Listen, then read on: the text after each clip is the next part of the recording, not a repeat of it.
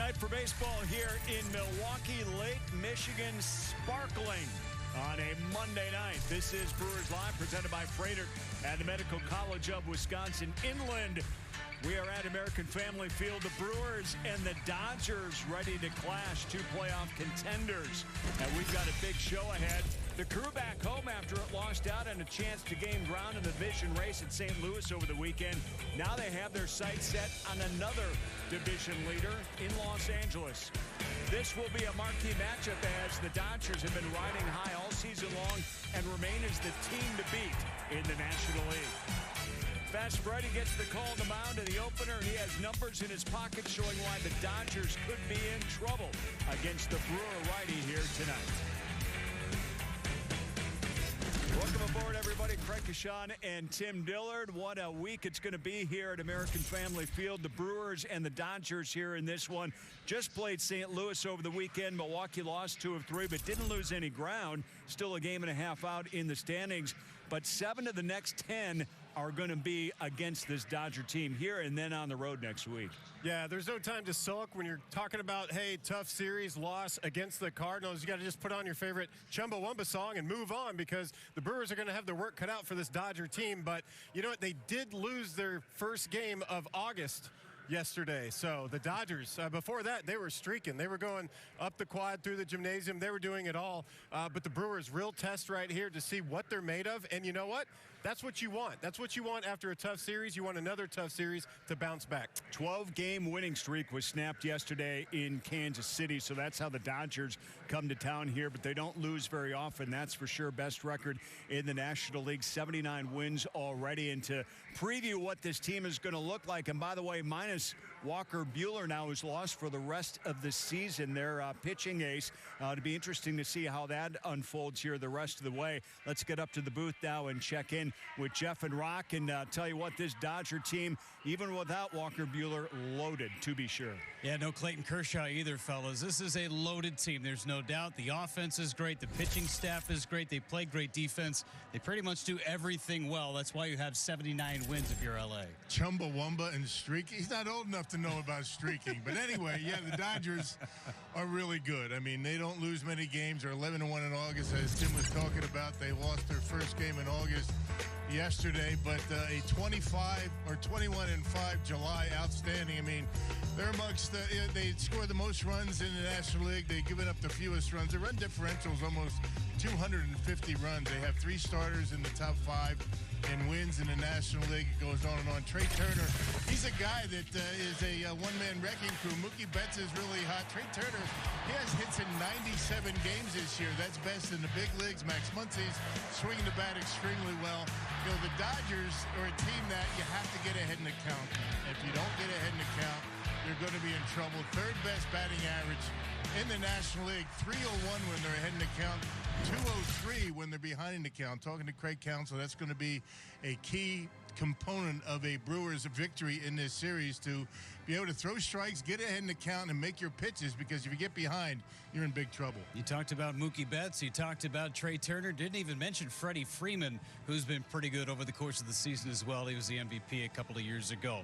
Well, we talked about the offense. What about the pitching staff? Let's check in with Sophie, who's got more on the Dodgers hurlers.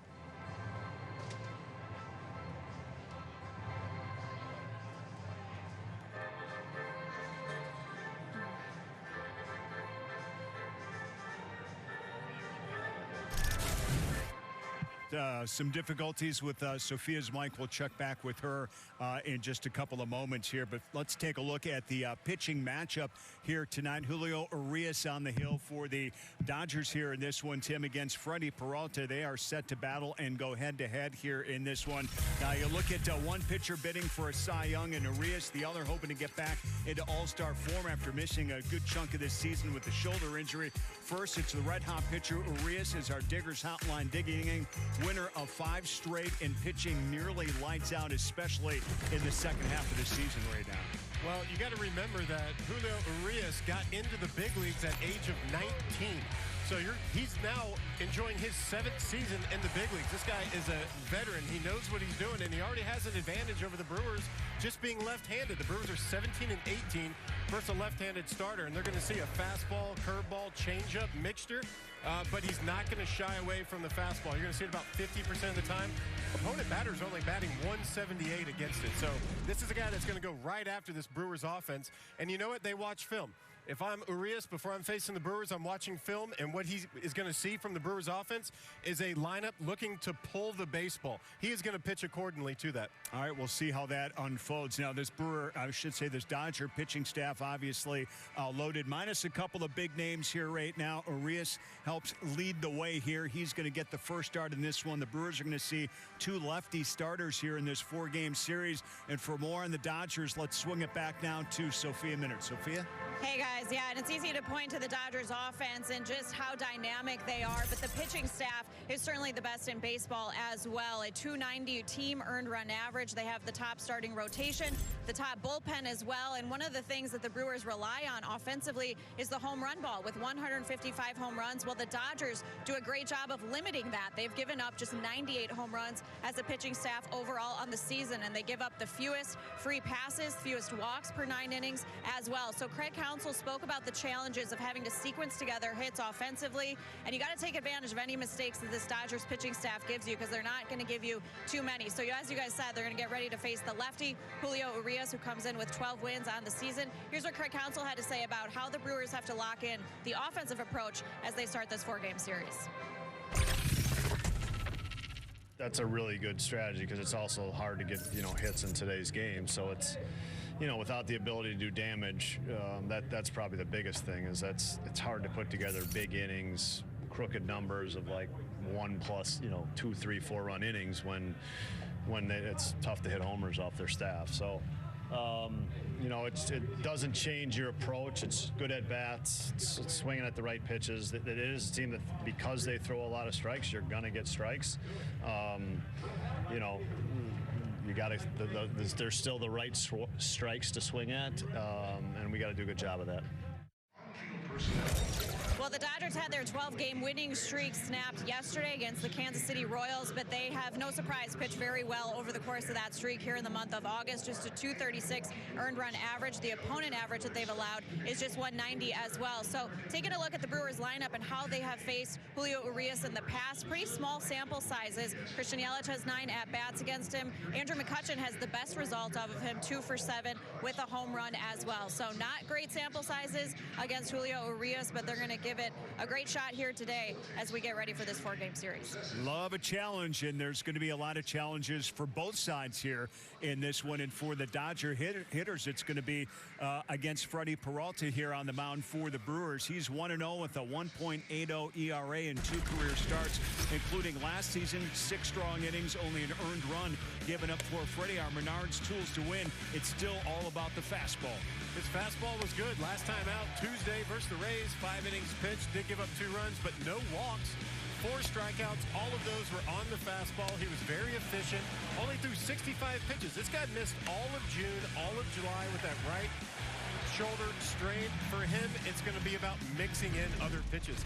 Play off of the fastball. For whatever reason, his slider's been good, but he hasn't been using it as much as the curveball. So I'm wanting to know if there's something to that, or maybe it's just the teams he's faced since coming off the IL. But I think tonight you're going to see a lot more breaking balls from Freddie once he establishes that fastball. He's looked really good since coming back, building his way back to hopefully to get a little bit deeper and to continue to be very effective for Freddie Peralta here. All right, still plenty more to come. Brewers Live, presented by Freighter and the Medical College of Wisconsin. We'll have the lineups for tonight's game and how manager Craig Counsell adjusts his hitters against one of the premier lefties in all of baseball. Hunter Renfroe is sure to be in the batting order and is hoping to keep a successful bat swinging tonight. He's becoming the extra base hit slugger in that lineup. Plus, there's a new bullpen bully among the relievers, poised to make a name for himself in a Brewer uniform. We'll hear from Matt Bush and break down his weekend performance on the way. Mornings can be a little crazy, whether you're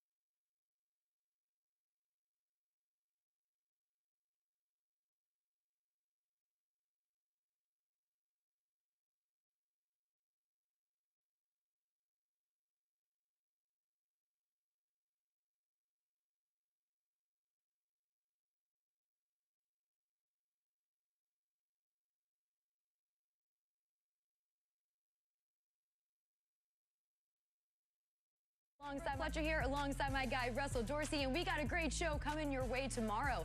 The Braves and the Mets, they square off in Game 2 of their 4-game set, so Trevor Scales joins us to give us some more details about that matchup. Our guy Joshua Perry has been gone forever, but he joins us from Iowa to tell us all about the Hawkeyes. And we're going to talk more NFL as we inch closer to the start of the regular season. That's all coming your way right here on Valley Sports.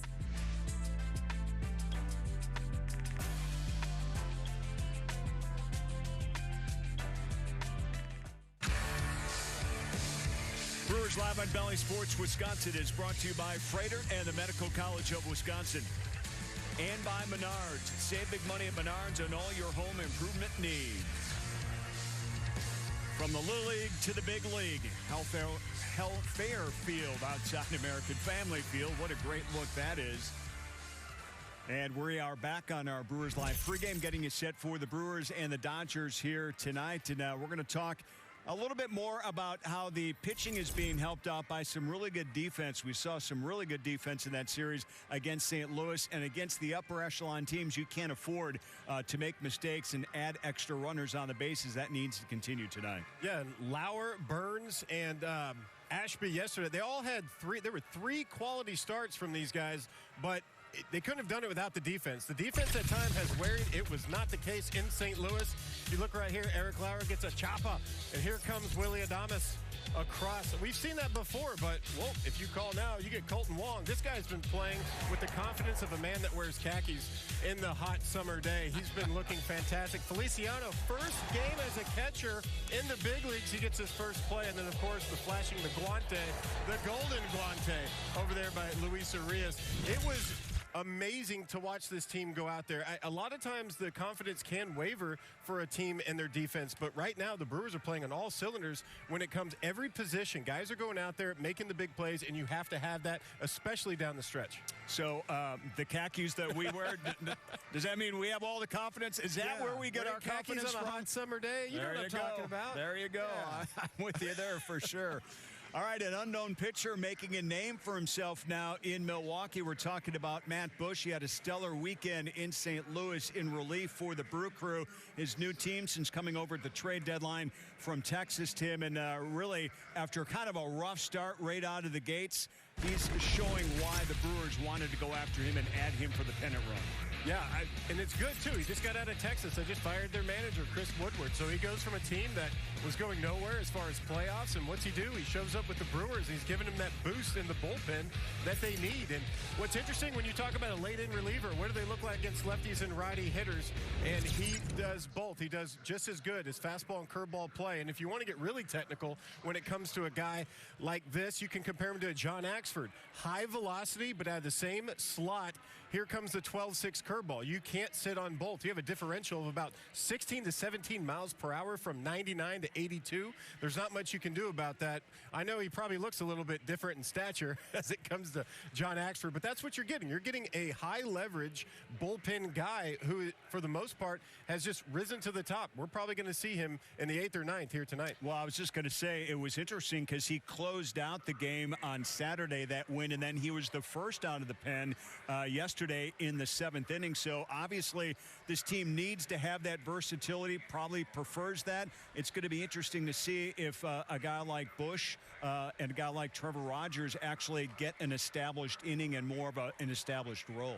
Well, if you look at the starting pitching's been fantastic. The hitting has been scoring some runs. So you start looking at the bullpen, but we don't know who's coming out of the bullpen. We got spoiled when it was Boxberger, Williams, and Hader. So now it's like, well, who's going to come out of that bullpen during crunch time? You know what? Craig Counsell, who likes to shake things up, he has bullpen by committee. He can pull anyone out of that bullpen right now and throw them out, and hopefully good things will happen. But I believe Matt Bush is going to solidify himself as one of those top pickups down the stretch. Just his whole makeup, holding runners.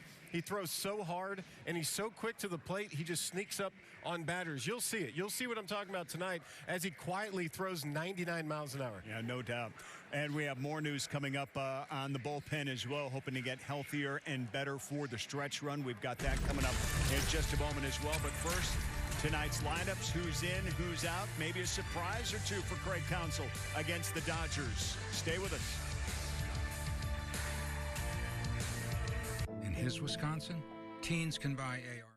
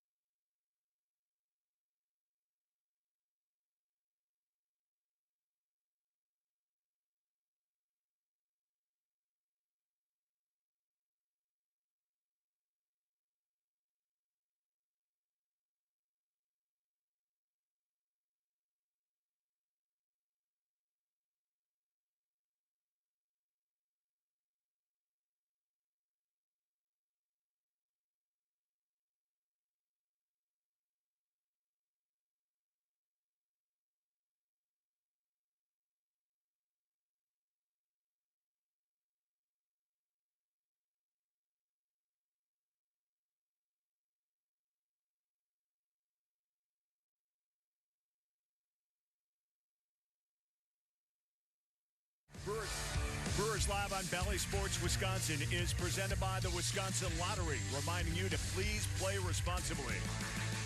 And by the Chocolate Factory, online ordering and curbside service available on our website.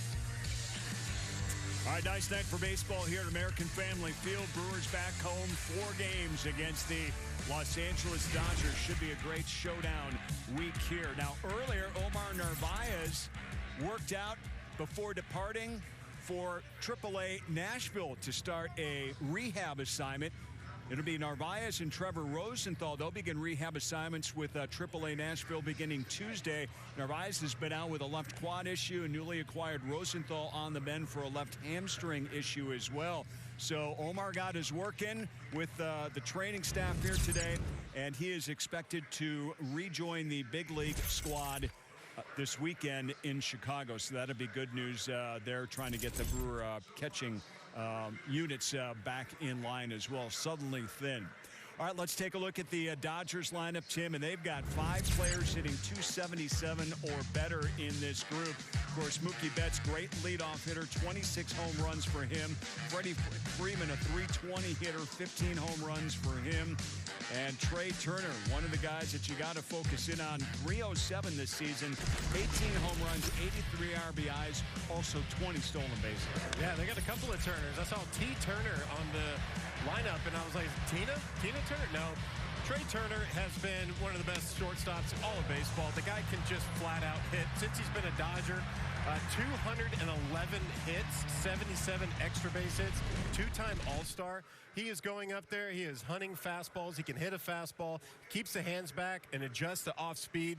And he steals bases. He has stole 31 bases since he's been a Dodger. So great pickup by the Dodgers, and that's right in line with what they do. Let's go find the best player we can and pay him a bunch of money to play a position. Brewers batting order looks like this. Familiar with Yelich, Adames, McCutchen will bat third. Then it's Brasso over at third base. He's in the cleanup role. Then Hunter Renfroe, Rowdy Tellez bumped down, but is staying in this one. The lefty versus the lefty, Julio Urias. Then Luis Urias over at second base tonight. Victor Caratini behind the plate, and Tyrone Taylor in center field for Milwaukee. Hunter Renfroe, though, had a good series against St. Louis last couple of games, especially driving the ball. Driving the ball opposite field, going flossing the gap like Michael Strahan in right center. A triple, also had a home run yesterday, a 2-run homer in the second inning. He's letting the ball get deep, opposite field. That's tough to defend when you can hit a ball as far as Hunter Renfroe, his 20th home run yesterday. And one thing I really do like about Hunter Renfroe, he's seeing more pitches per at bat. He bats 212 on the first pitch, and I think he knows that now. He's starting to work the count, and as each pitch goes by, so does his batting average. It goes higher and higher. He bats 500, where he gets 2-0 or 1-1. So I think for him, laying off the first pitch and looking for the second and third pitch really helped out. He saw more pitches per at bat than anyone else in the Cardinal series. Brewers got to get their bats going yesterday. No runners in scoring position the entire game for Milwaukee. They scored their 3 runs on 2 home runs in the game on Sunday. All right, we'll cover the bases. Final notes for you as we get closer to first pitch here on Valley Sports Wisconsin.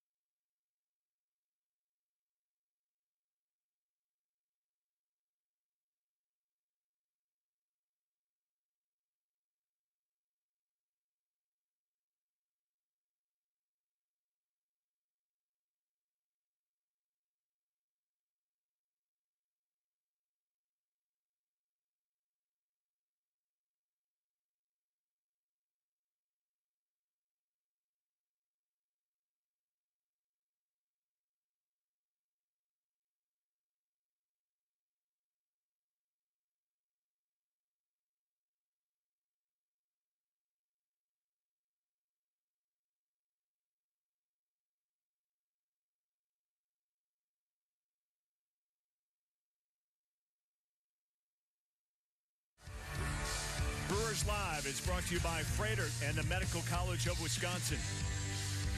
By Wendy's, open for breakfast, lunch, and dinner. And by Diggers Hotline. Call 811 or visit Diggers Hotline 3 business days before any yard project.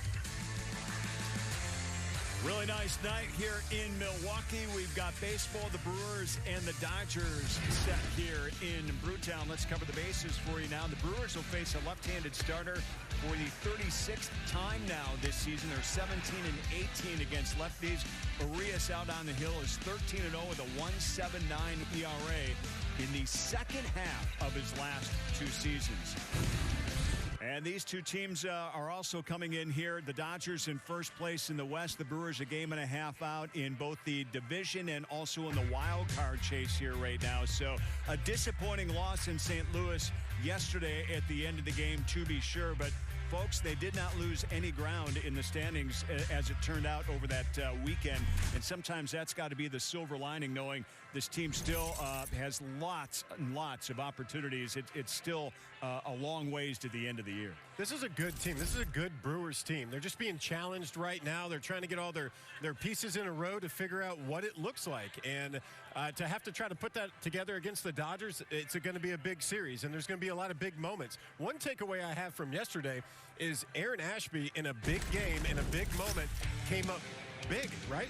That right there is what you want from your starter. Freddie Peralta today has a chance to do the same thing. He was an all-star last year. He's a leader of this club. He's a leader on that mound, and that intensity is there. That controlled chaos that he brings is the intensity that you want from a guy going up against a big club like the Dodgers.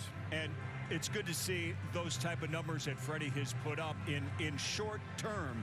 But, I mean, they don't face the Dodgers very often. Obviously, only play them 2 times a year, so that's good to see out here. Well, also, too, you got Brandon Woodruff, you got Corbin Burns, Cy Young, and Eric Lauer. Don't forget about Eric Lauer. He's been really good against those West Coast teams, especially the Dodgers.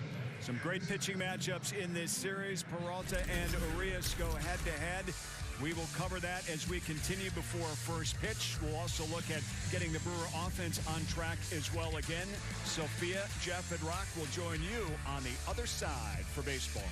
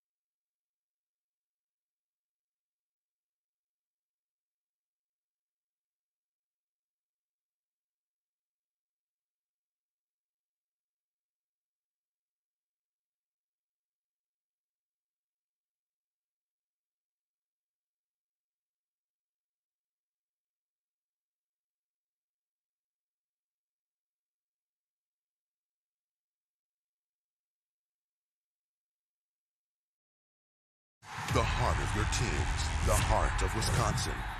Valley Sports Wisconsin, the heart of the fan.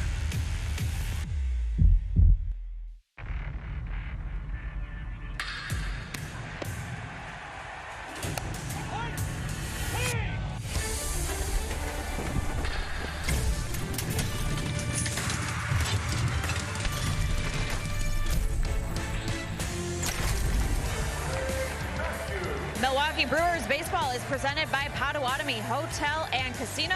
Play to win.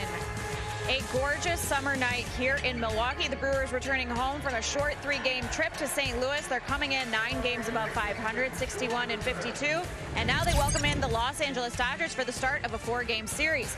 The Brewers dropped the series to St. Louis over the weekend, dropping 2 out of 3, so they remain a game and a half back in the National League Central. They'll play the Cardinals 4 more times coming up in September. So looking to catch more ground on St. Louis. They've got a tough task ahead as they welcome in the Dodgers for the start of a 4-game series. The Dodgers coming in with the best record in all of baseball, 79-34, 4 wins better than the New York Mets, sitting at 75 on the season. Good evening, everyone. Sophia Minard here at American Family Field. This is going to be a really fun week here at American Family Field as we get ready for the start of this 4-game series. And Craig Counsell and the Brewers are going to be seeing a lot of Dave Roberts and the Dodgers. They'll be playing 7 games in the next 10 days. It'll be 4 games here in Milwaukee, then a short 3-game series against the Cubs. Then they'll head to LA and play the Dodgers for 3 more. So as we get ready to face the Dodgers twice in the next week, here's a look at some of the series storylines. The Brewers are sending their best arms against LA. Freddie Peralta, Brandon Woodruff, Eric Lauer, and Corbin Burns are all scheduled to pitch in the series. Their combined numbers, a 7-1 record, a 357 earned run average. The opponent average, 228, and their combined 15 starts against LA. Freddie Peralta will be taking the mound against Julio Urias tonight. And both of these teams, homer happy. The Dodgers, 150 home runs on the season, 5th most in Major League Baseball. The Brewers coming in just a little bit better, 155 on the season, just above the Dodgers, and 2nd most in all of the National League. They also have the most home runs by the infield. And Hunter Renfroe, he hit his 20th homer of the season over the weekend. The Dodgers, though, they have been on a roll. They had their 12-game winning streak snapped yesterday against Kansas City. They have gone 34-6 in their last 40 games, and they've got a tremendous road record in that span of their last 40 games, a plus 122 run differential. So the Brewers have a tough task as they try to slow down the juggernaut. That's the Los Angeles Dodgers. Coming up, it's going to be a great pitching matchup here in Game 1. Freddie Peralta against the lefty Julio Urias, who comes in with 5 consecutive quality starts. Jeff Levering and Bill Schroeder will preview the pitching matchup coming up next.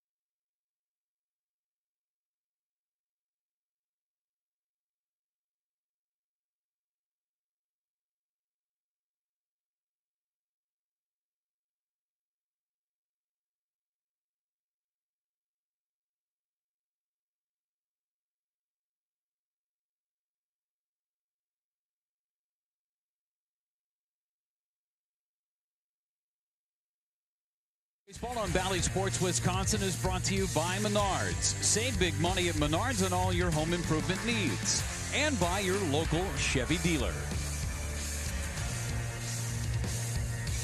Beautiful night for baseball here in Milwaukee. Here's a matchup for game number 1 of this 4-game series between the Brewers and the Dodgers. It's Julio Urias against Freddie Peralta. Urias has won 8 of his last 9 starts, while Freddie Peralta got back in the win column his last time out with a victory against the Tampa Bay Rays.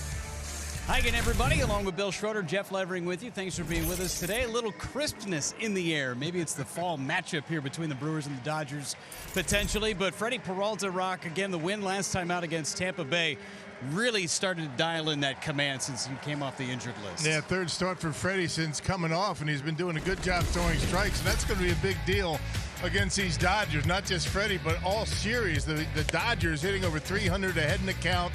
Just a little over 200 behind the count. Freddie did not walk a batter his last time out against Tampa in a victory. He needs to work ahead. He did beat the Dodgers last year right here at American Family Field. 6 innings, 1 hit. It was a home run, 7 strikeouts. So Freddie needs to be on the attack. Good quality strikes early in the count.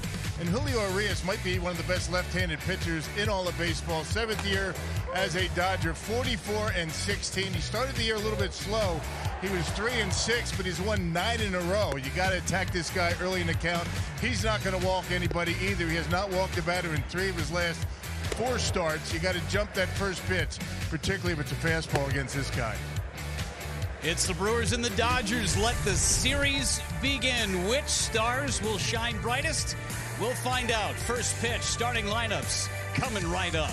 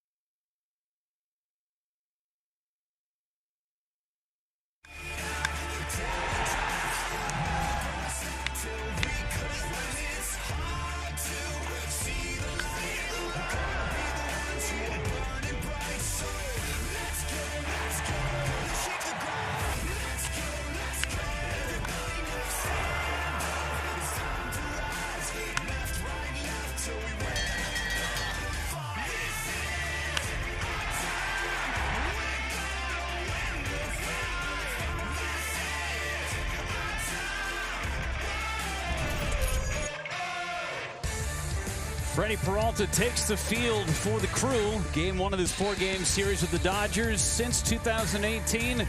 2 of the top 3 teams in the win department. Dodgers #1, Brewers #3 in the National League.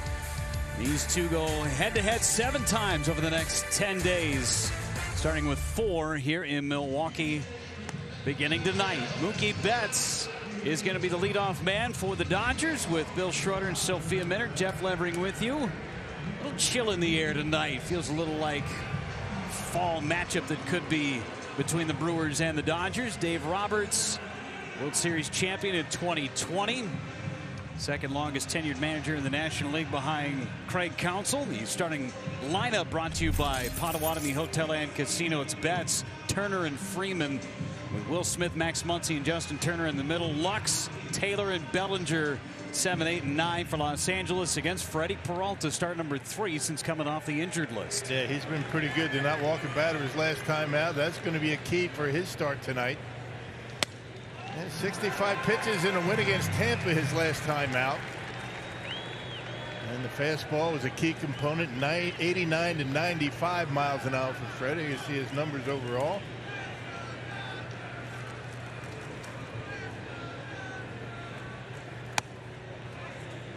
Even up on Mookie Betts, having another outstanding season in Dodger blue. 26 home runs, driven in 60.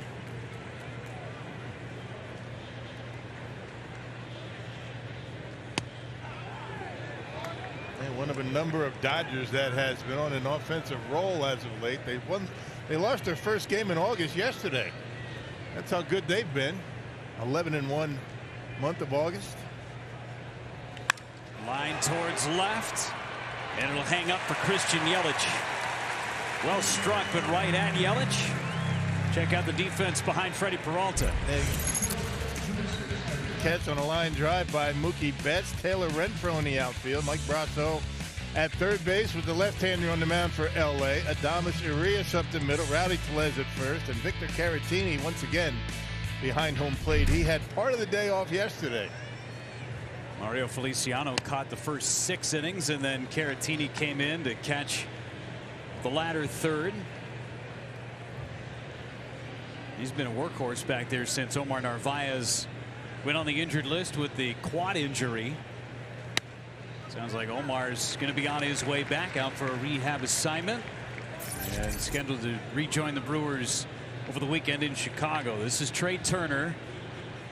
He's had an unbelievable first full season with LA. Traded with Max Scherzer from Washington at the trade deadline last year. Talk about consistent, huh? Trey Turner. He's got hits, at least one hit in 97 games this year. That's best in the big leagues.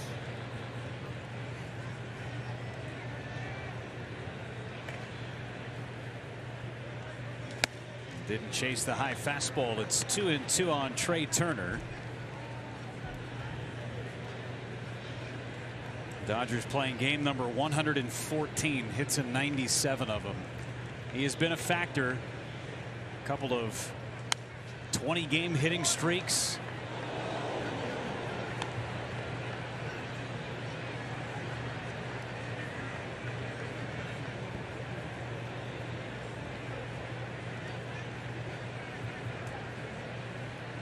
Two and two on Trey Turner. And fly ball to center. Not deep. Tyrone Taylor. 2 away in this opening frame for Freddie Peralta. Umpires for game number 1. It's Jeff Fairchild. He's behind home plate. David Rackley is over at first. Sean Barber is the second base umpire. And Jeremy Riggs is over at third.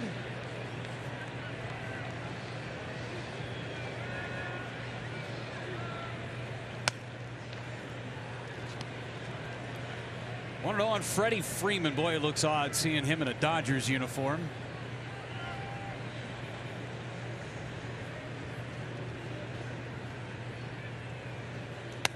Yeah, he's been everything the Dodgers had hoped he would be. The last 11 games, he's been somewhat human, but you know the numbers overall have been off the charts for Freeman as usual.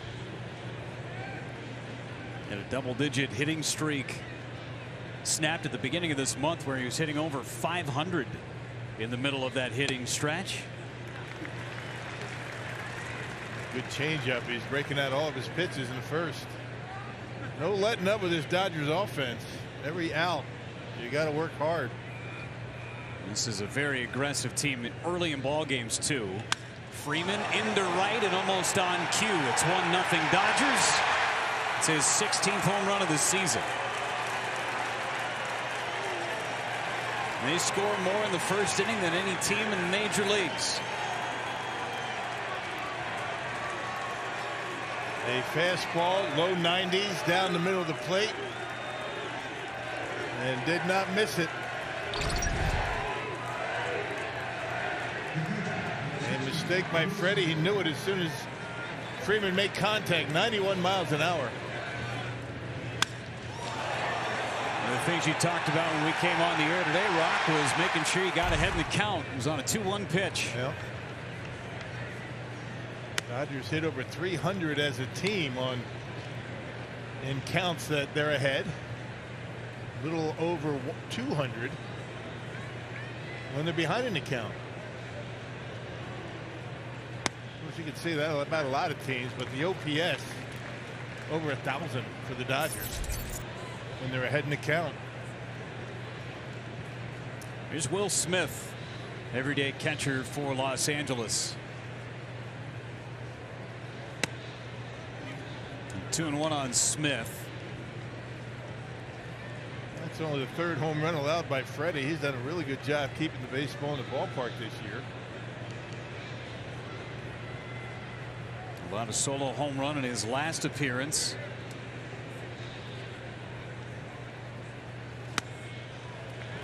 2-2 on Smith. Hadn't allowed a home run since his first start of the year. Granted, he missed 2 months because of the shoulder issue. He's done a great job of keeping the ball in the ballpark over the course of his career. 2-2 on Will Smith.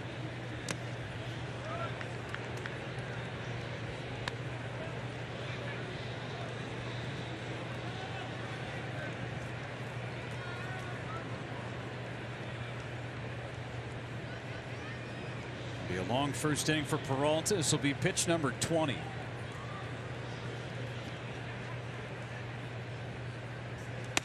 And he walked him. So a homer and a 2-out walk sets the stage for Max Muncy. These two teams, the Brewers and the Dodgers, two of the most patient teams in all of Major League Baseball. Yeah, Dodgers, well, they can hit, no doubt, but they walk as well. Yeah, lead the National League in runs scored.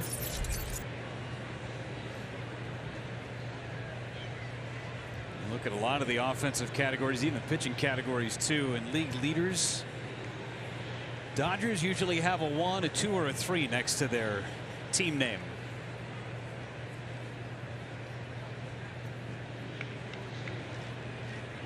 Here's Muncy. Had a good series against the Kansas City Royals. Had a 4-hit game a couple of days ago. And he's starting to heat up. See some of those Dodger ranks. Score runs, hit for power, steal bases. So the Brewers need to play some pretty solid baseball. Don't give them extra outs. Play solid defense. Don't walk batters. And you're going to have to score some runs.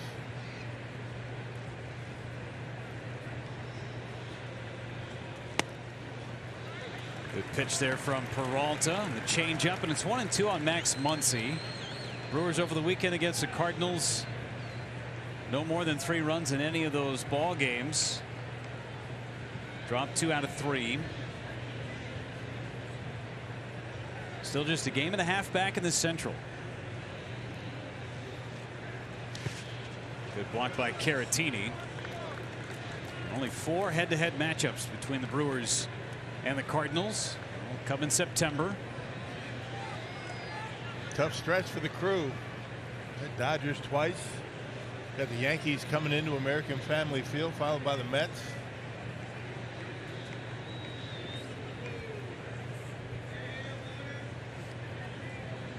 Muncy, as you mentioned, starting to heat up. 5 homers in his last 10, and he sprays it foul.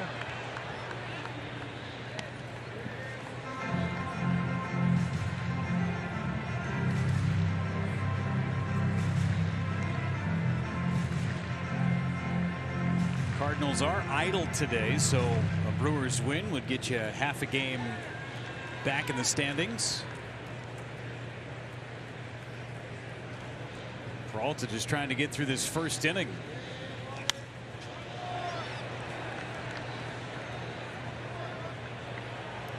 "26 pitches already for Freddie." We're talking about most pitches per plate appearance, 1 and 2. Brewers leading the league. Dodgers right there behind them. Not much of a difference, the teams on that list, right? I mean, you're talking about decimal points.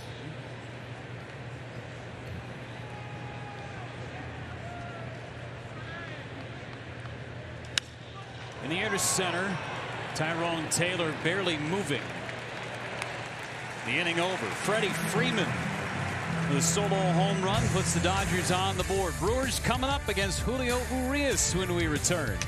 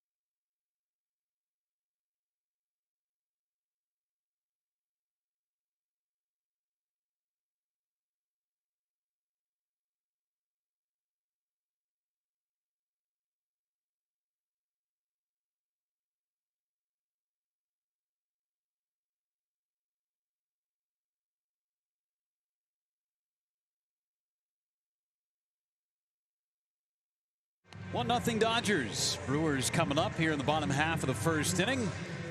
Craig Counsell and his crew opening up this 4-game series against Los Angeles. Brewers 7 over 500 here at American Family Field. His starting lineup brought to you by Potawatomi Hotel and Casino. It's been pretty consistent with Yelich, Adames, McCutchen at the top. Brasso in the 4th spot against the left-hander. Renfroe, Tellez, Luis Urias, Victor Caratini, and Tyrone Taylor against Julio Urias, who in the second half over the last couple of seasons has been nearly unbeatable. How about Urias, one of the best left-handers in all the big leagues. 7th year with the Dodgers, 44-16. His career record with Los Angeles. Outstanding work. You see that earned run average. That's good for 4th in the National League. And he's won 9 in a row. He's won 9 of his last 10 starts. Got off to a bit of a slow start, a 3-6 record, but and now at 12-6. 20 wins a season to go for Urias. Mentioned those 9 wins in his last 10 starts, a 2.16 ERA for the southpaw. As Yelich trying to find some consistency at the plate. It's been a tough week for him offensively.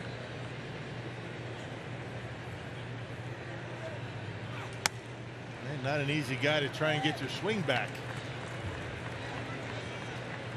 especially lefty versus lefty. Left-handers hitting below 180 against Urias this season. Yelich out in front, 3-1.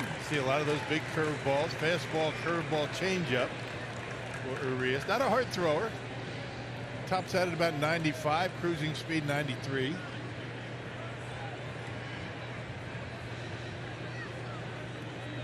Always from the stretch. Foul back into the netting. Had a good one to hit there.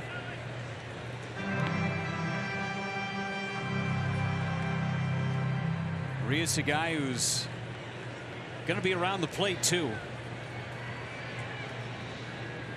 Since June 19th, only 9 walks issued.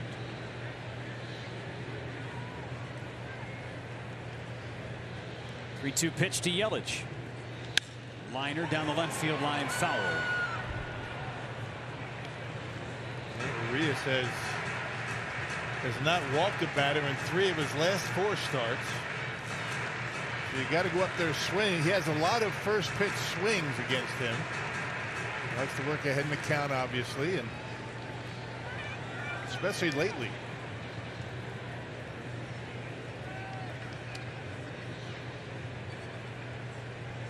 Another 3-2. And he walked him. So a leadoff walk here gets the offense started for Milwaukee. So much for all the talk about no walks, right? All right. Not many. Good eye by Yelich. This is his 25th walk issued this season as Willie Adames is in there. Been well documented how the Brewers have struggled against left-handed starting pitching this year. One game under 500. 17 and 18 in games started by lefties, not necessarily getting beat by the lefty.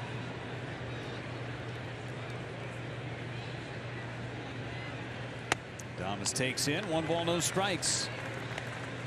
Last faced the left-hander on Friday in St. Louis, and Jordan Montgomery. He went 6 innings of scoreless baseball. Brewers not putting the entire lineup right-handed. Of course, Yelich is in the leadoff spot. They've got Tellez in the lineup as well. He is hitting in the 6th spot. Willie into shallow right. Betts can't make the play. Throw to second. Not in time. Yelich beat the throw from Mookie Betts. Oh, that's a good base running by Yelich. Kind of caught in no man's land. I mean, he got out there as far as he could. Was still being able to get back. If he caught it, he trapped it. And Christian able to just beat it at second base. That's pretty good base running by Yelich. Tough read for Yelich, but he does it right and is able to get into second base standing up just barely. No challenge from the Dodgers. So it's first and second. Nobody out. And already in this first inning, they're in a situation they didn't have at all yesterday. That's with a runner in scoring position. Did not have one single at-bat with a runner in scoring position yesterday in St. Louis. McCutchen against Urias. Swing and a miss. Urias is used to that. A lot of first pitch swings on pitches just like that. And you try to attack him early before he gets to that curveball. That is a wipeout pitch for him.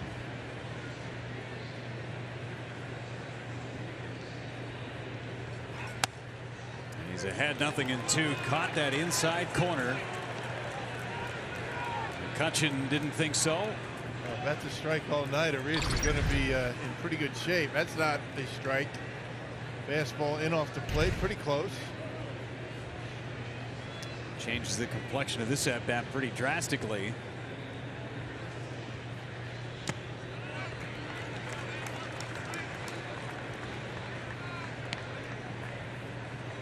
See the numbers against Julio Urias. 2 out of 7 for Andrew McCutchen.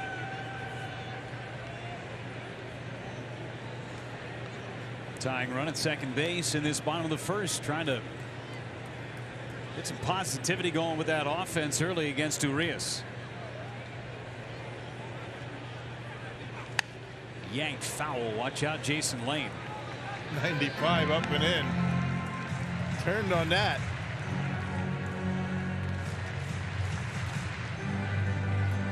See McCutchen on that fastball, still able to get the head out to it. Got to swing at it. It was called early in the count, so you got to protect.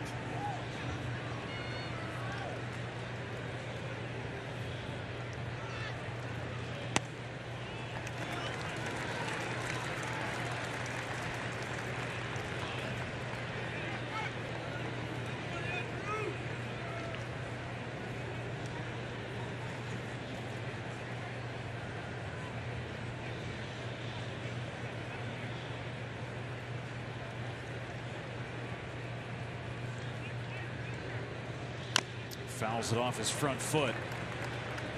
Big curveball that time.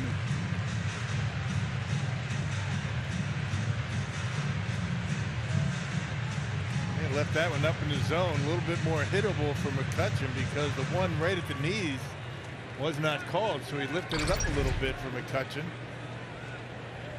Right off the pad.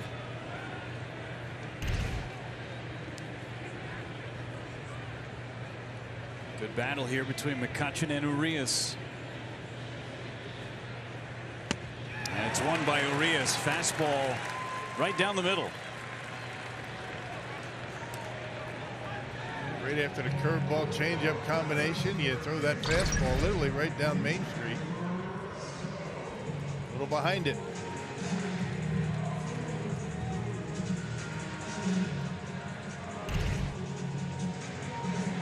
So one away for the Brewers, and it's Mike Brasso. Makes his first start since Friday. 0 for 3 in that game against Jordan Montgomery. Starting to see some more time in that cleanup spot against lefties.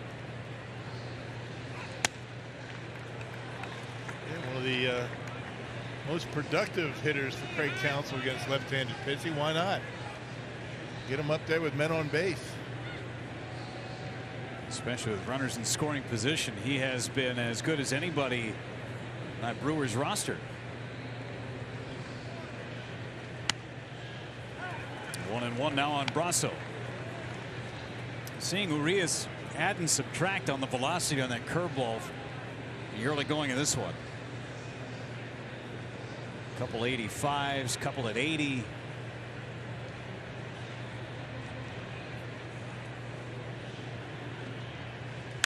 Brasso into shallow left. Taylor coming in, and he makes a sliding catch.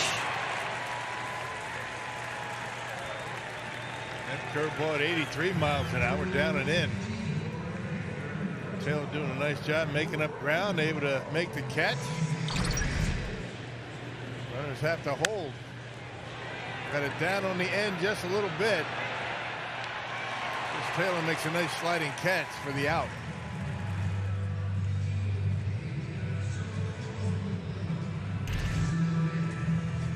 A lot of people remember Chris Taylor from the sliding catch he made against Christian Yelich in the NLCS Game 7 back in 2018. Totally changed the game. Here's Renfroe. Line drive to center, but right at Bellinger. Brewers had 2 on, nobody out, and Urias gets out of it. On to the second here in Milwaukee. 1-0 Los Angeles.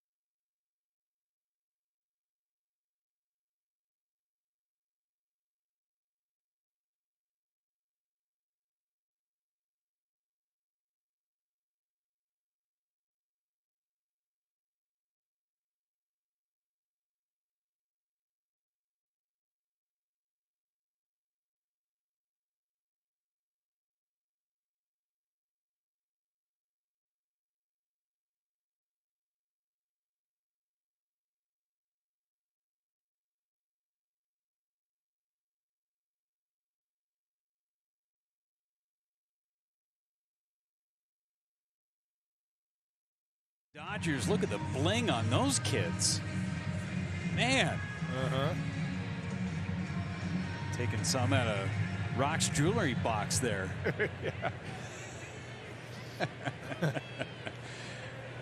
Justin Turner leads it off for Los Angeles and takes strike 1. Veteran third baseman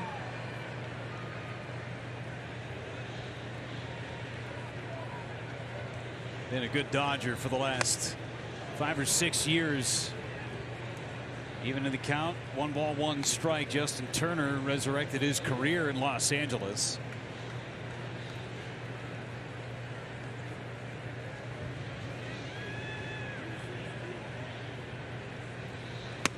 Yeah, just a quality individual both on and off the field. He has done a good job at third base. Been at the top of the order for many years. I should say in the middle of the order, 3rd or 4th.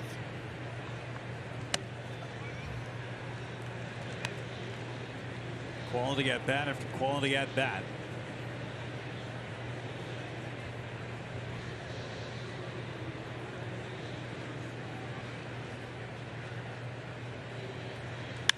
Pokes one towards right center. Peeling towards Renfroe. He makes the catch. 1 up, 1 down. Well, Freddie Peralta has helped the Brewers play well. That's brought to you by the Live Well app from Aurora Healthcare. This is last year Freddie Peralta against the Dodgers. 6 innings of 1-run ball. The 1 run was a homer. And 7 strikeouts and a win. Feels like it's been a long time since the Dodgers were here in town. Well, May the 1st, the last time the Dodgers were in Milwaukee of last year. Yeah, kind of late to be facing a team for the first time, but the Brewers are going to see plenty of Los Angeles. 4-game series here in Milwaukee, then 3 in Chicago. And the Brewers go right back to L.A. And right back home to play the Cubs. It's going to be nothing but Dodgers and Cubs for the next 2 weeks. Get used to it. Yeah. A lot of blue. Gavin Lux is in there for the Dodgers. Kenosha kid. Having a nice season. Yes, he is. On base percentage really good, hitting near 300.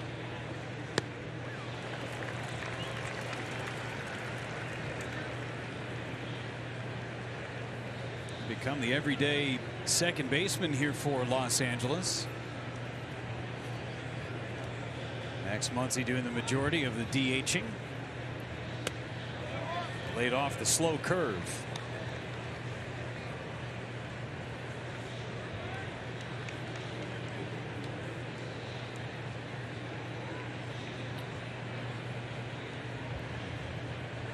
Two to Lux. Spoiled it. Another guy in his Dodgers lineup that will walk quite a bit. 43 walks, 64 strikeouts for Gavin Lux. Pretty good. First round pick out of Indian Trail High School in Kenosha. Back in 2016. Swings and misses. Good looking slider from Freddie Peralta, his first strikeout of the game. You like the way Freddie has been aggressive. He did walk Smith in the first inning, but for the most part, he's been throwing a lot of strikes with all of his pitches. Pitch Tracks brought to you by Potawatomi Hotel and Casino. That tight slider. They would have dropped that one right down the middle of the plate. Chris Taylor, who made that nice sliding catch in the bottom of the first inning, takes ball 1. He has been struggling a little bit with the fastball, throwing that over the plate, though. 22 fastballs, only 10 of them strikes. The other stuff's thrown for strikes, though. Like that. Got the curveball on Taylor.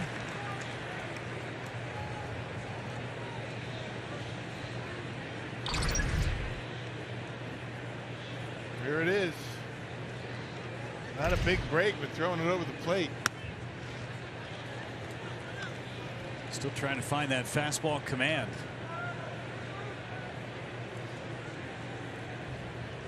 It's so important for Freddie to have command of that fastball so that his slider and curveball can do what they do. 3-1 on Taylor. Such a big difference sometimes in the velocities of fastballs for Freddie Peralta. He threw fastballs is against the Tampa Bay Rays anywhere between 89 and 95 miles an hour. It's all about the release point for Freddie. And he has been yanking the fastball a little bit here tonight. 2-out walk issued to Chris Taylor, and it's Cody Bellinger. Bellinger with 16 homers, driven in 50, but that average down at 208 for him and hitting in the 9 spot for this Los Angeles offense. Guy was the MVP of the league in 2019.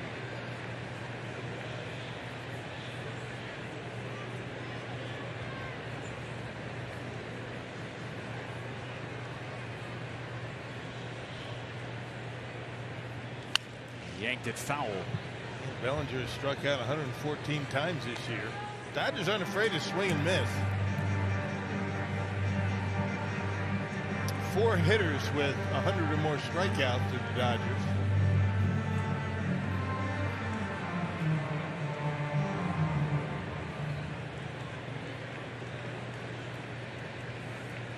Had a Bellinger 0-1. Now 0-2, got in on his hands. 45 pitches for Freddie Peralta. Threw 65 in his 5 innings against Tampa. Doing much better throwing strikes with off-speed secondary pitches than the fastball tonight, at least early on. See where he goes here. Runner at first. 2 strikes and 2 outs on Bellinger. Bellinger calls time.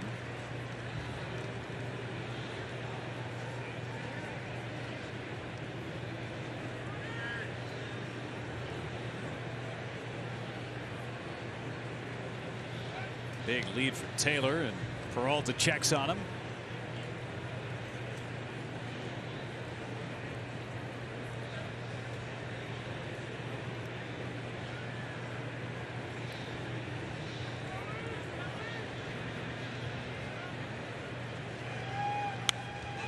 Popped it up, foul territory, and in the seats. Talk about a big uppercut. That's what Cody Bellinger is all about. He stands straight up in the box. You can get him with hard stuff up, but you leave something down in the zone, he's going to give it a pretty good ride. Got the 16 homers. And despite the struggles in the batting average department, he is still not getting cheated with that swing. Able to check it there.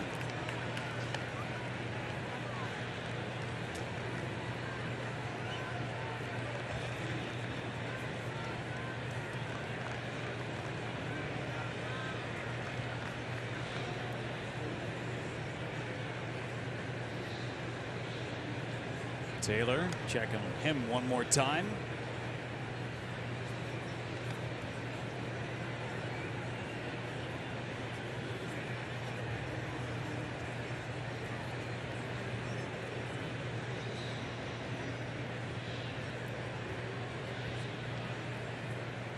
One-two. Chase the changeup. Good pitch from Freddie Peralta. Strikes out a pair. Dodgers strand 1. Rowdy Tellez set to lead it off for the Brewers in the bottom of the 2nd.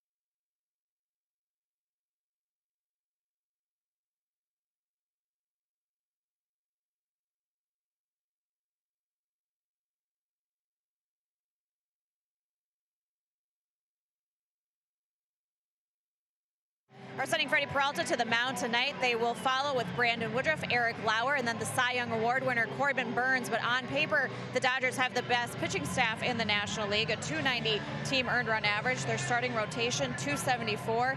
And two things that the Dodgers pitching staff does really well and is a challenge for the Brewers offensively is they allow the fewest walks per 9 innings at 246 and just 98 home runs total on the season. Now, we know the Brewers rely on the home run ball offensively, 155 on the season. That's the second most in the National League. But Craig Counsell says, knowing that about the Dodgers pitching staff, he said, you have to remain disciplined in your approach. He said, we have to have quality plans and approaches at the plate. He says, we know that they're going to throw a lot of strikes. So at the plate, you know you're going to get pitches to hit. You're going to get strikes. But he said you have to be disciplined about swinging at the right pitches. So something to keep an eye on here. The Brewers were able to get a walk off of Julio Urias there in the first inning, a follow-up hit as well. So he said getting those multi-run innings, he says that's the challenge against this Dodgers pitching staff.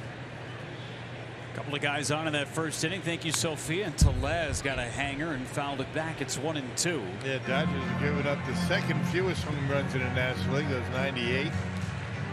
And the Giants have given up one less, 97 home runs. That's a big part of the Brewers' offense as well, drawing the walks. They will walk a fair amount. They'll walk a couple of guys, and somebody pops one. Didn't miss by much. Urias thought he had it. Doesn't like that low strike, does he? Chad Fairchild. One of the taller umpires. Second time Urias thought he had a strike on a low curveball. Last half inning, Urias, as he was going back to the dugout, he and Chad Fairchild had a diplomatic conversation. That could work to the benefit of the Brewers. I mean, that might mean that Urias has to leave that curveball up a little bit. Can't get that low strike. Elevate it, get it up in the zone. And those become a little bit more hittable.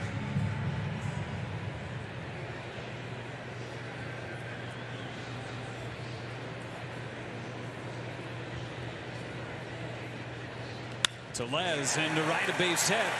Stayed on that breaking ball nicely. Lead off knock for the Crew. Just like we were talking about, right? You have to leave that curveball up a little bit to get it for a called strike. It's exactly what happened about mid-thigh. Watch where this one ends up. All because he's not getting that low strike called. Get it up in the zone, and Rowdy able to hammer that curveball into right field.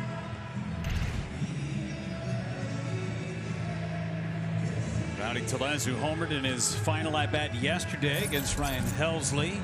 Right back in the hit column. Here's Luis Urias.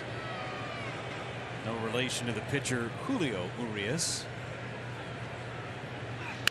Jam foul. But both from Mexico.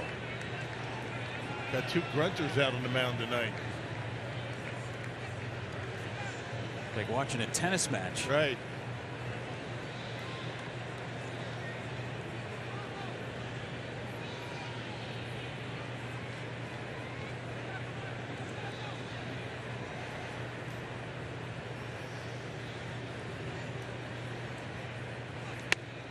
Change up away. 1 ball, 1 strike. Take a look at Luis Urias from Saturday. This is off of Adam Wainwright. Solo home run. The only run Wainwright allowed in Saturday's game in his 9 innings. Wisconsin Lottery Powerball home run number 13 for Urias. Doesn't go to the opposite way very much with his power. He did that time. He goes to right center here. Betts has a beat on it for out number 1.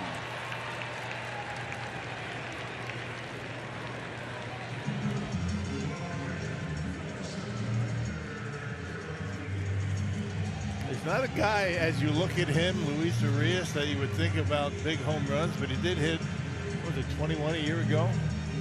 Pretty good numbers for Luis. Off to a slow start last year.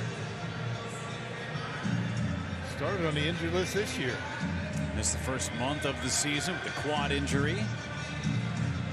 He has come up with some great defensive plays here in the second half of the season. Over at third base. Today making the start at second with the left-hander on the mound. Caratini Strike one at the high strike.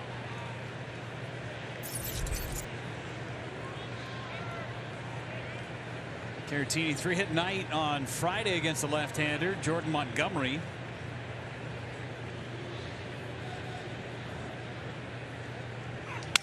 Broken back ground ball to third. Turner, that's one. The Lux, and they make two out of it, and the Brewers are finished in the second. 1-0 Los Angeles.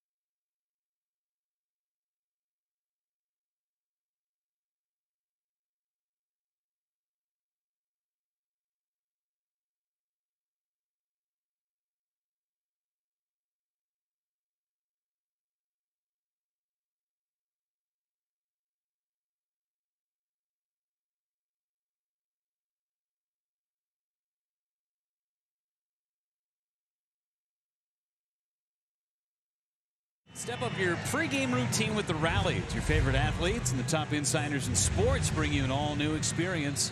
Watch the Rally weekdays on Bally Sports, Wisconsin.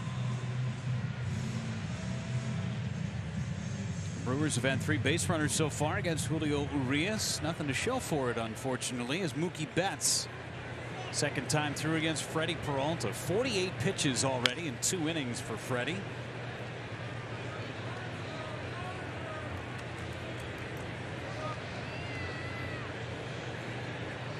Seems that Freddie Peralta is still trying to ramp up that pitch count, the ups and downs. See how long he's able to go in this one. Yeah, 65 pitches. Last start against Tampa Bay, that was 5 innings. And 3 2/3 against the Pirates in his first time back at 67 pitches. That's a big swing and a miss. Took the off-speed dialed in. Yeah, he really took a lot off that curveball. 79 miles an hour.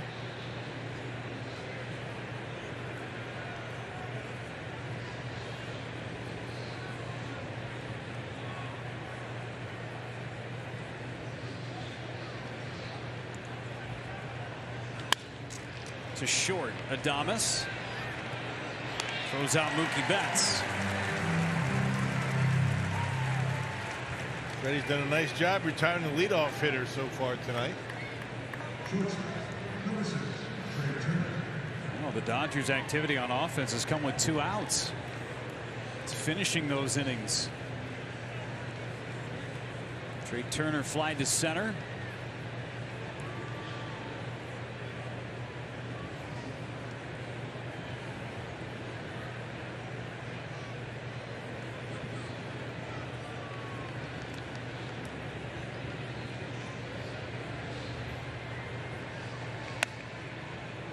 It'll be interesting to see what the Dodgers do at the end of the season with Trey Turner. He is going to be a free agent at the end of the year. Felt comfortable enough with him to allow Corey Seager to sign with the Texas Rangers this last offseason. Turner into left. See if it stays in play, and it will not. Willy Adames, good balancing act on the tarp. Yeah, not too many better than Trey Turner, no doubt about that. I mean, this guy, he gets it done a lot of different ways. 83 RBIs, 18 homers. He can run, 20 stolen bases. Hitting over 300. As we talked about earlier, he has had at least one hit in 97 games this year. About as consistent as it gets. Stays healthy, too.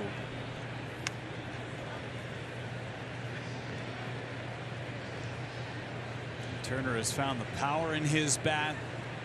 Typically among the league leaders in hits each and every year. Pretty good seat in the lineup between Mookie Betts and Freddie Freeman. I mean, it doesn't get much better than that. Behind 2-1. Now 3-1 on Trey Turner. Going to be men on base, and they got to throw him strikes because you don't want to deal with Freeman.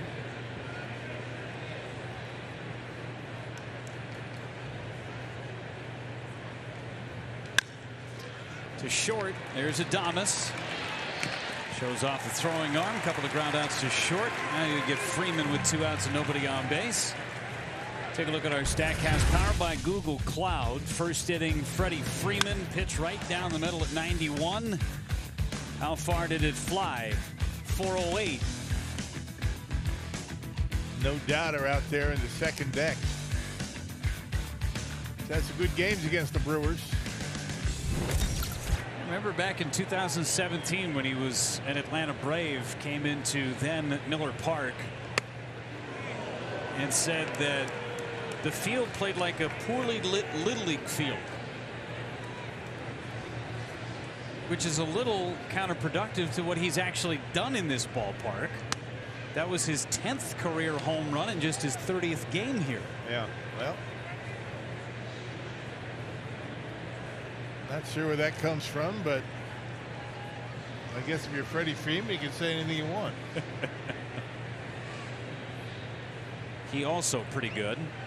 2-0, big rip. 2-1.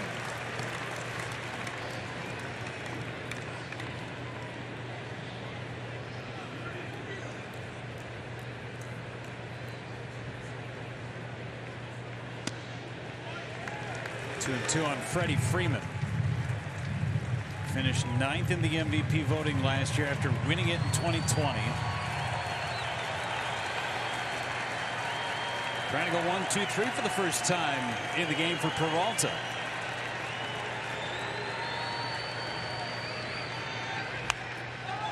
He's got a shot. This one popped up, foul territory. Caratini leaning back and making the catch. Dodgers go 1-2-3 in the third.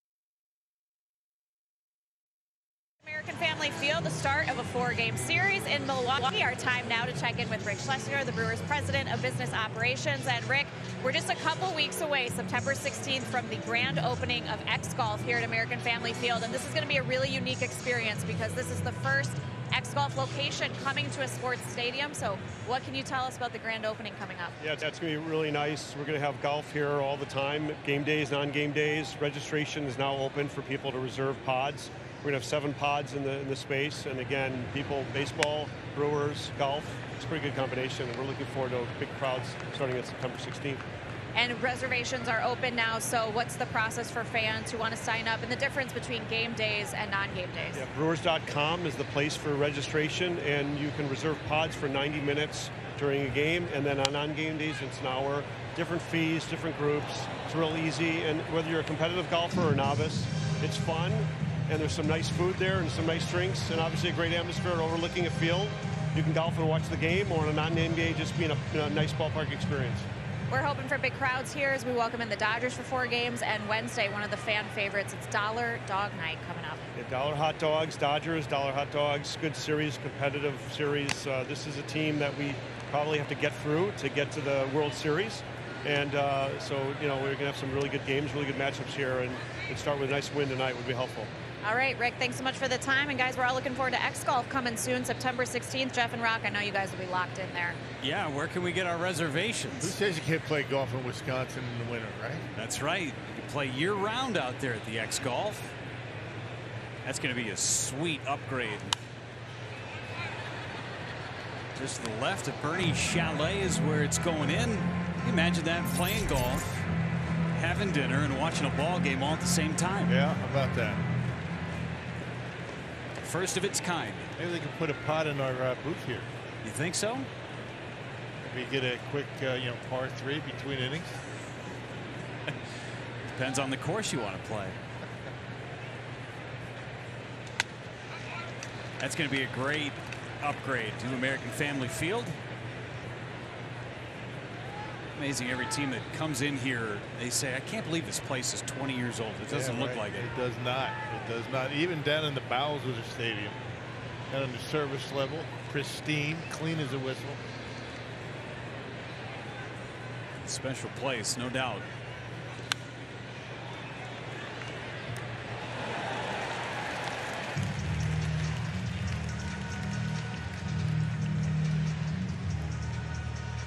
Hard to believe it's been 20 years, right? I remember over in Old County Stadium listening to those pilings being pounded in. During games, drive you nuts. It's all worth it. I can only imagine what it was like from your perch at Old County Stadium, watching every single step of this ballpark being built. That was great. Fun as you could see it coming together right before your eyes. I remember coming in here before the booths were finished and the clubhouses were finished. Taylor into right center, well struck back Bellinger, and he'll play it on a bounce off the wall. An 8-pitch at bat that finishes with a ringing double from Tyrone Taylor. Good opposite field stroke by Tyrone. Starting to put together some pretty good at bats. Take that one into right center. No chance for Bellinger or Betts. Third consecutive inning that the Brewers have had their leadoff hitter on. The Dodgers have not been able to do that yet. Fastball away, goes right with it. Nice swing by Tyrone Taylor. Nice and easy. Let the ball travel. Nice easy swing, and one hops off the wall.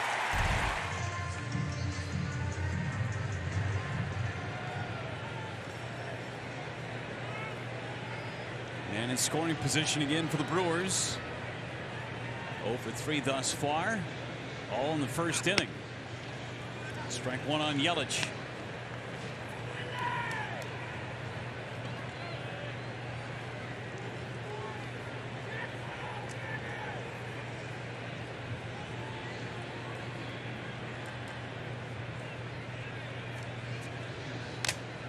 Fouls it off the mask of Will Smith.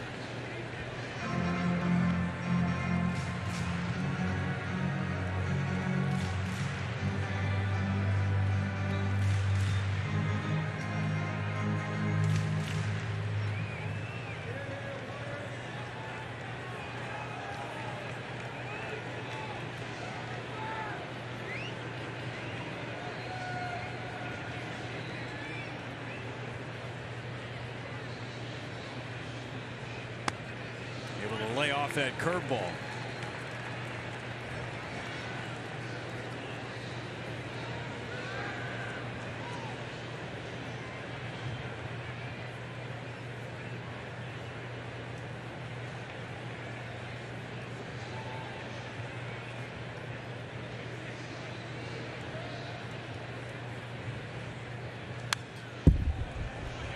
Getting in on his hands, the last two fastballs. Yeah, right on the edge. I mean, that's a good pitch after the curveball. Yeah, but Yellett's able to stay alive, get a piece of it. It's an at-bat that screams contact for the Brewers. Try and get that runner to third with less than 2 outs in the worst case.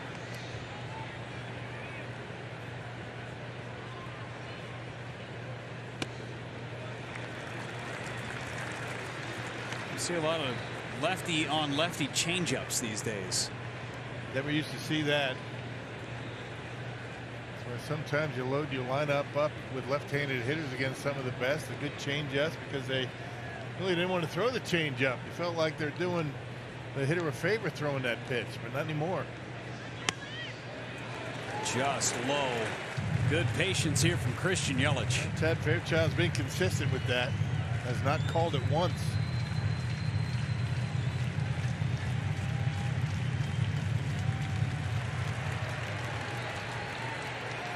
Fourth full count against Urias already. Ground ball right side foul. We'll do it again. Another changeup.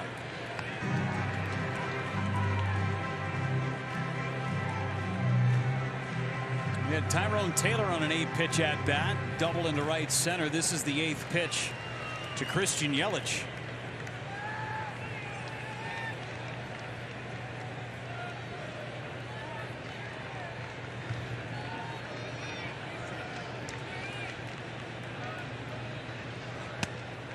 Took it. Another walk to Christian Yelich. It's first and second with nobody out. And here comes Willie Adames. Our advanced stat brought to you by Potawatomi Hotel and Casino. Most home runs by infielders this year. There you see the Brewers #2 on that list. That's a big boppers. Adames, Tellez, Keston Hira, Luis Urias, Colton Wong getting into it. 79 homers from the Brewers infield. Yeah, more than the Cardinals, and they got Goldschmidt and Arenado.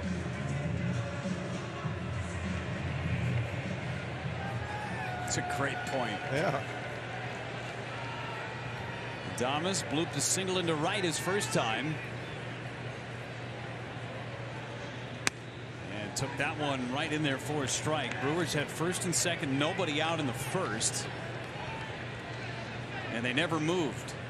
Trying to take advantage second time through against Urias.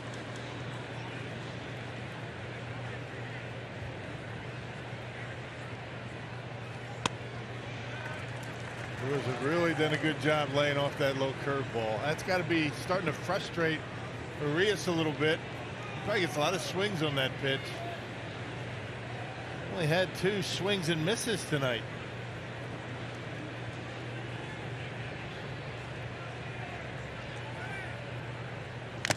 Fouled it back at a good pitch to hit.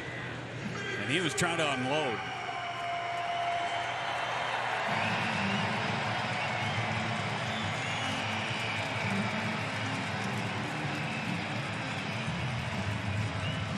The curveball is one that Urias usually dials up for strikes more often than not. He's only thrown 6 for strikes of the 14 total he's thrown. Brewers aren't chasing.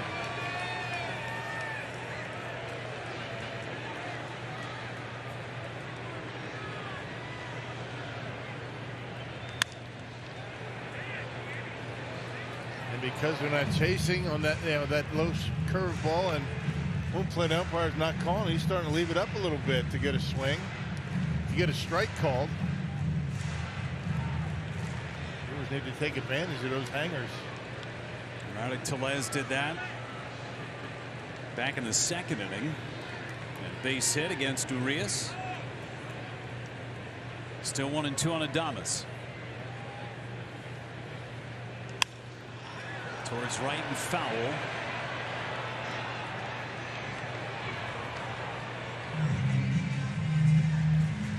His best fastball right there, 96.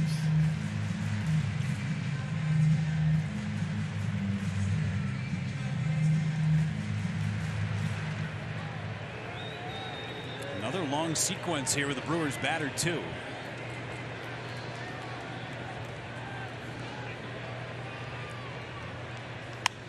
Another foul off on the right side.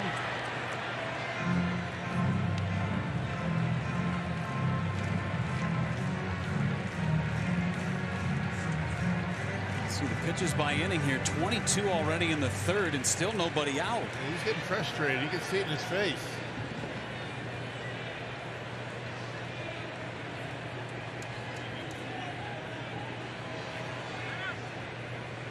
Brewers have fouled off half of the strikes that he's thrown tonight.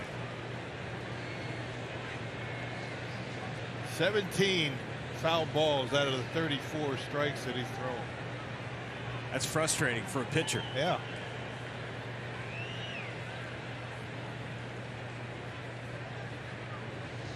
Waved at the breaking ball. Maybe the best one he's thrown all night. Yeah.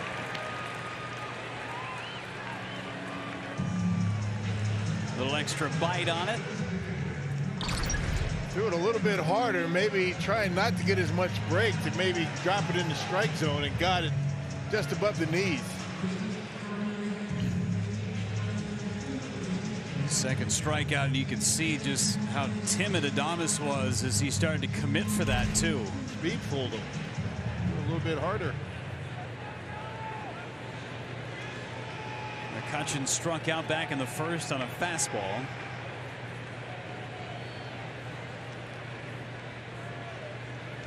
Fouls it back just to our right.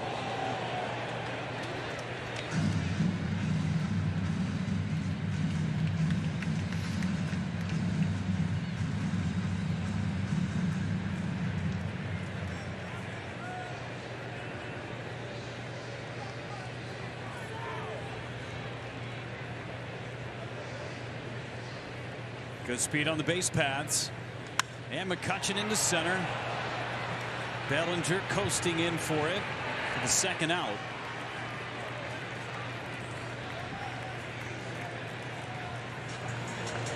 Before Brasso comes up, a quick word from Feldco. Slide into savings. Buy one window, get one free. Feldco, improving lives one home at a time. Call 866 for Feldco. Well, up to Brasso now. Sliding catch by Chris Taylor in left to take a knock away from Brasso in the first. When guys get into scoring position against Urias, he's tough on all the hitters, but especially when runners are in scoring position against him. Just better than 200 against him. Brewers now 0 for 5. Well, you look at that earned run average. I mean, he doesn't give up a whole lot. 249 coming into tonight. 4th best in the National League. He's stingy. He didn't give up a lot of runs. Only twice better than 3 runs against him in a game.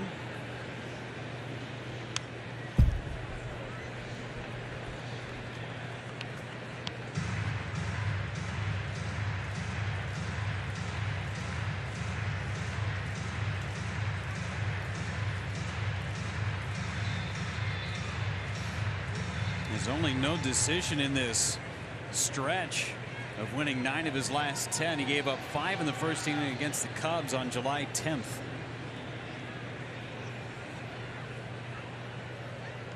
Brasso shoots it foul. Dodgers would end up winning that game. They've won each of his last 10 starts. Hasn't lost the game since June 12th. That was against the Giants.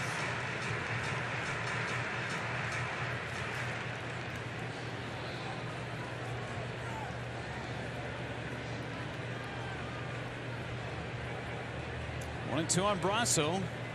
Trying to battle here against Urias. Popped it up. Foul territory. Freeman runs out of room.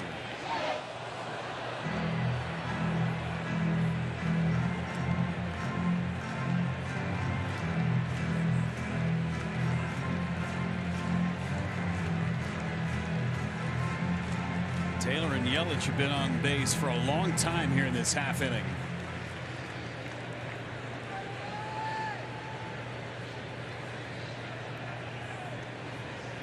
This will be the 30th pitch of this inning for Urias.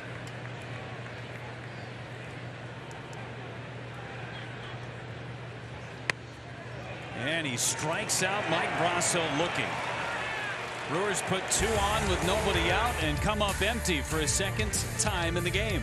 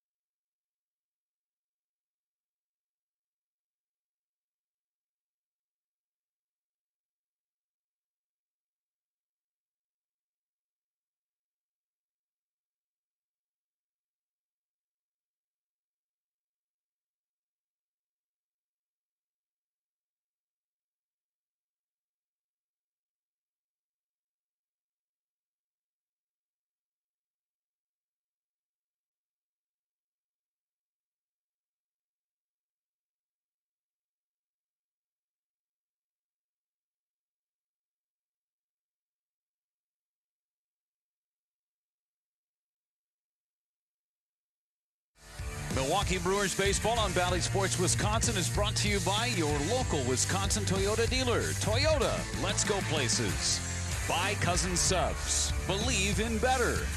And by West Bend, the silver lining. Night has fallen here in Wisconsin. It's a 1-0 Dodgers lead. Brewers have been knocking on the door against Urias, but haven't been let in yet. Middle of the order coming up for the Dodgers, starting with Will Smith. Drew a walk in the first. Pops it up. Right side, it'll be Rowdy Tellez calling for it in foul territory. 5 straight retired by Freddie Peralta. Starting to zero in the fastball for strikes. First couple innings, not so much, but lately, they're throwing that pitch for strikes a little bit better.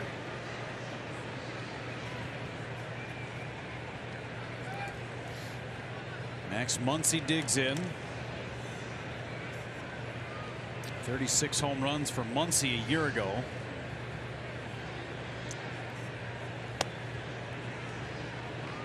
The best eyes at the plate in the big leagues. Very rarely chases.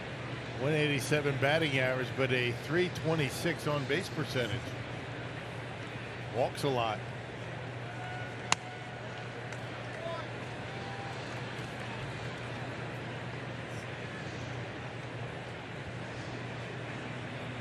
They head 2-0 against Peralta.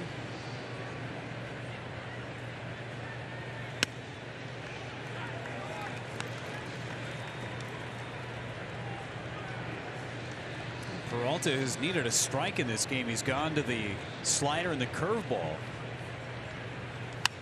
Muncy down the right field line. That is a fair ball and into the corner. Renfroe digs it out, but not before Muncy's into second base with a double. Hanging curveball, able to get on top of it. Got on top of it nicely and ripped it down the line. Another breaking ball from Freddie. And Muncy hits it hard out in the corner.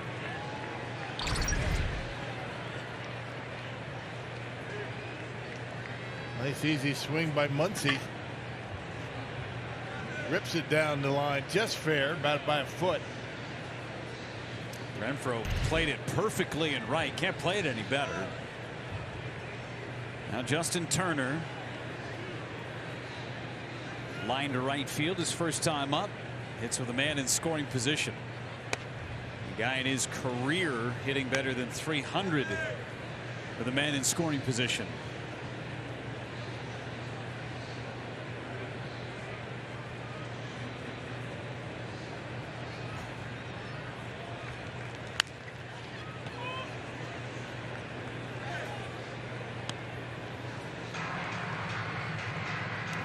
He fits in nicely in this batting order. I mean, back in the not that long ago, he used to be the marquee name. He's the guy hitting third in that lineup. Now with all these other guys that they've acquired, I mean, he just fits in beautifully.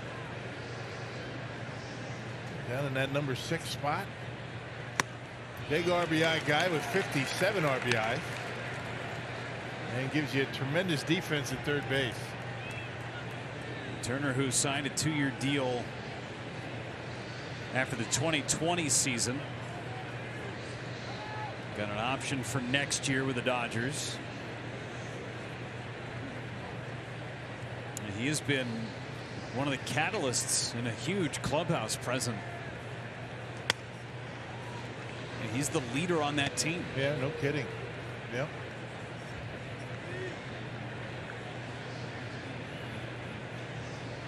Gets it done quietly. Not a guy that you hear a whole lot about.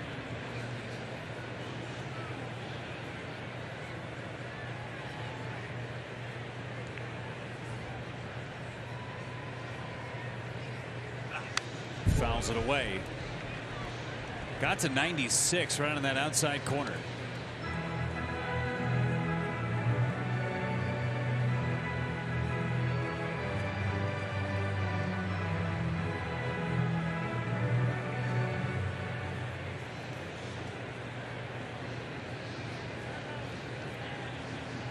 Peralta was ready to go.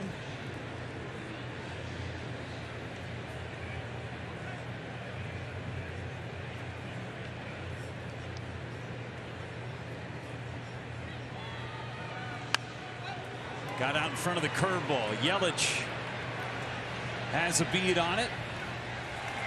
Good pitch by Freddie Peralta to get Turner out on his front foot. Yeah, big breaker, only 73 miles an hour that time by Freddie. Taking a lot off that curveball. Down the middle at the knees. Hey, stay up to date with the crew with the MLB app. Get in-game video highlights, live pitch by pitch. If you have the MLB app, you can see that slow curveball on the game day portion of the app. Breaking news, player updates, stats, leaderboards, and more. Get the MLB app today, free for your smartphone or tablet. They don't like it down there in the production truck when I go off script. I thought I'd add the whole game day thing. You know, that for sure. That 73-mile-an-hour curveball.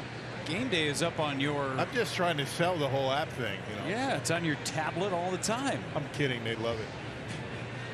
They love it when I get all tongue-tied and start making up stuff. What were we talking about? I know I have started over reads before because I messed them up so poorly, but. Pull the ripcord. We're going to go again. I'm going to start over. Don't let him throw a pitch. I got to do this again. Where's the red hat? Stop play. Only human. 2-0 on Gavin Lux. Now 3-0. Chris Taylor on deck. One out double by Muncy, standing at second base. There's Taylor.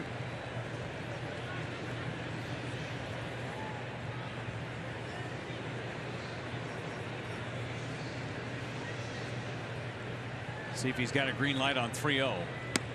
Didn't. Took a strike.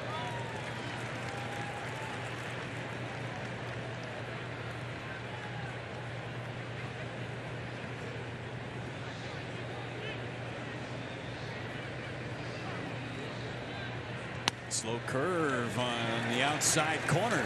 Lux thought it was wide. Right on the edge. Home plate umpire was giving the edges, but not that low strike, not at the knees.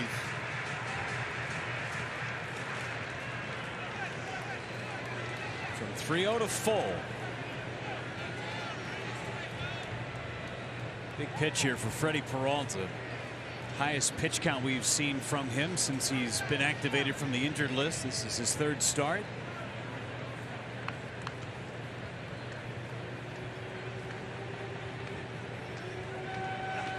Bucks fouled it back.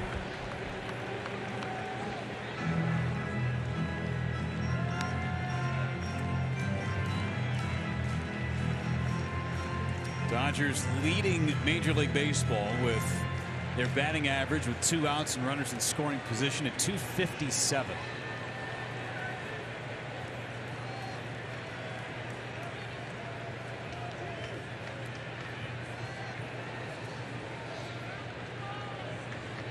Inside move by Peralta. Probably leading a lot of those types of categories. They've scored more runs than any team in the league. National League anyway. All the numbers are good. Yeah, you can strike him out though. And he walks Lux. So 2 on, 2 out for Chris Taylor, and Chris Hook's going to go out. Third walk for Freddie. He's only allowed the 2 hits. Pitch count starting to climb a little bit. Still nobody getting loose in the Brewers bullpen.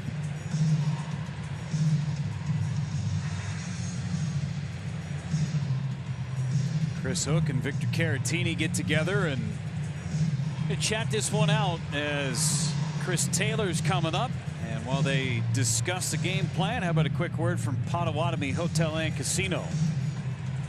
Be a code breaker. Play Sundays now through September. Break the code, win a $10,000 jackpot, and everyone playing slots also wins a prize. Only at Potawatomi.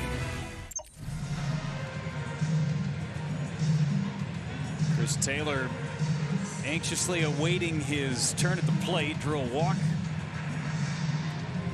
back in the 2nd inning. Taylor, who missed just over a month with a fractured left foot, is 4 for 24 since coming off the injured list.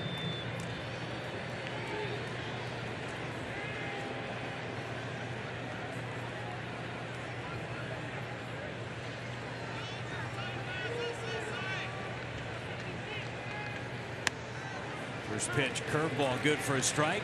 Brewers get Peter Strzelecki loosening in their bullpen. Got the last out of the bottom of the 8th yesterday. 81 pitches here for Peralta, trying to get him through 4. Taylor takes high.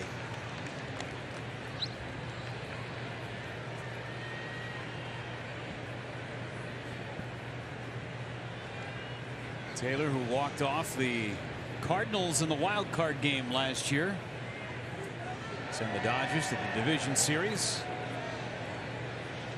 Swing and a miss. It's 1-2. Went right after him. Fastball outer half. Tried to hit that one out.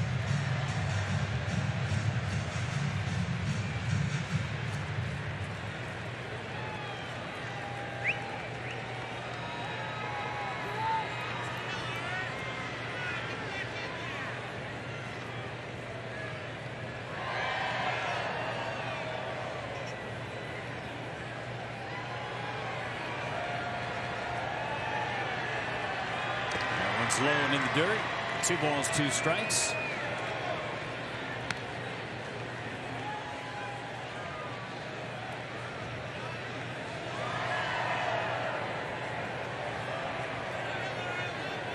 See what Freddie Peralta has done with 2 strikes against the opponent, trying to get Chris Taylor.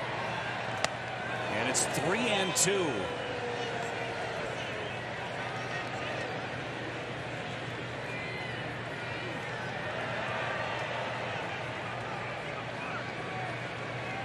Bellinger. Runners are going to be moving here. 3-2 with 2 outs. See if he goes breaking ball. He's been doing a lot of that.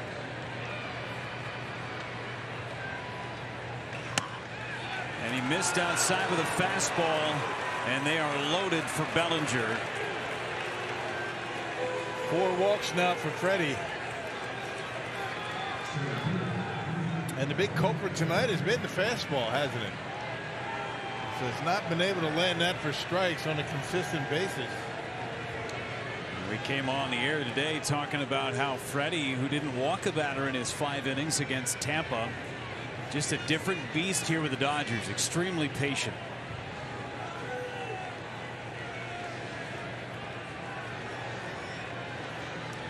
Bases loaded for Bellinger.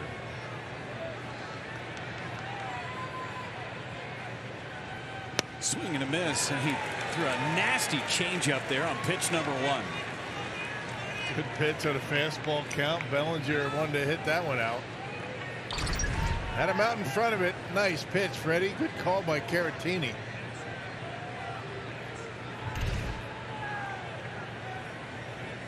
Dodgers trying to slow down Peralta's tempo. Saw that a lot when Justin Turner was at the plate.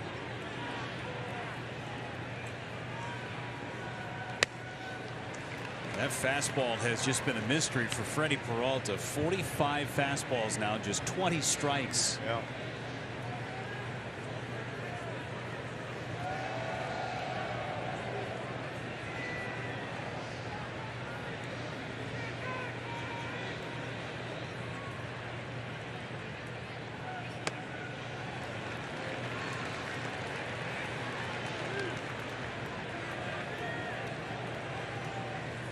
Falling behind Bellinger here, 2-1. This might be it for Freddie Peralta, whether he gets Bellinger or not. This will be pitch number 90.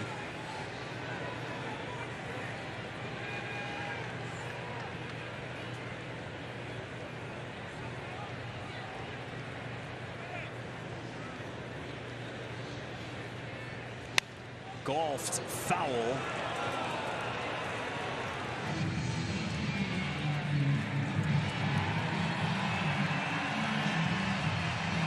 Bellinger helped him out right there. That was out. That was out of the strike zone, down and in.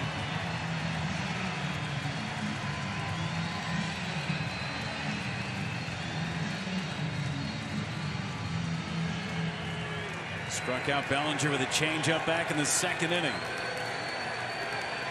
2 balls, 2 strikes, and 2 outs on Bellinger. Tried to go back. Slipped out of his hands. So 3-2, and action again on the bases for LA. It's a 30-pitch inning for Peralta.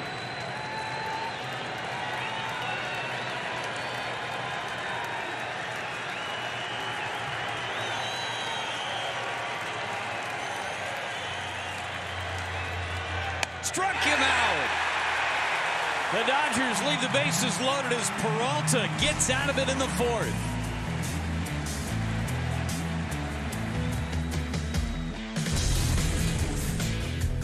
Fastball, Freddie strikes again.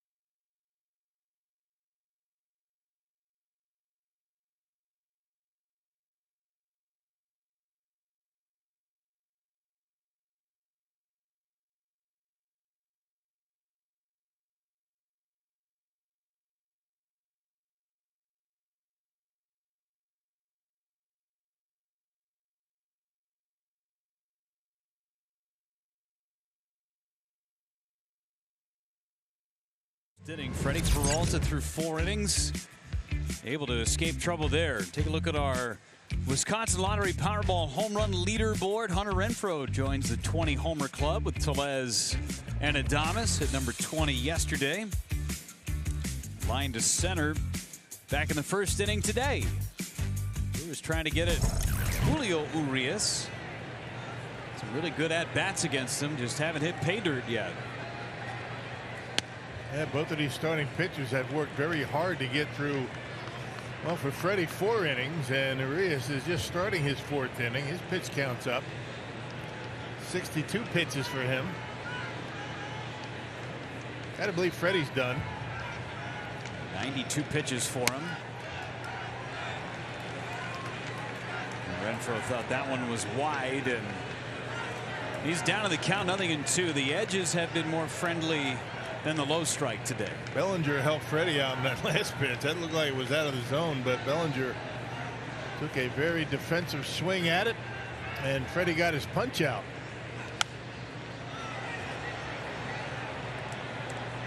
Three strikeouts, 4 walks for Freddie Peralta in his 4 innings. Gave up just the 1 run. Only 2 hits. Freeman homer and a Max Muncy double.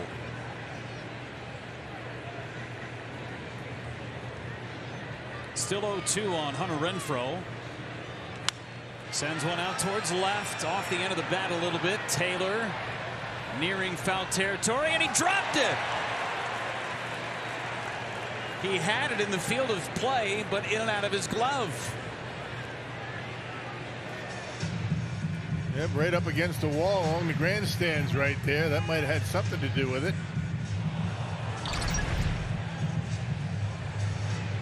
Feeling for it. He jumped. Didn't have to do that either. Right off the end of the glove.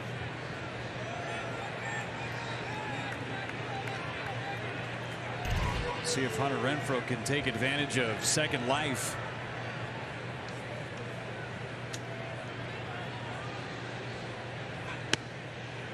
Took a called 3rd strike. Fastball in the outside corner. Strikeout number 4 for Urias.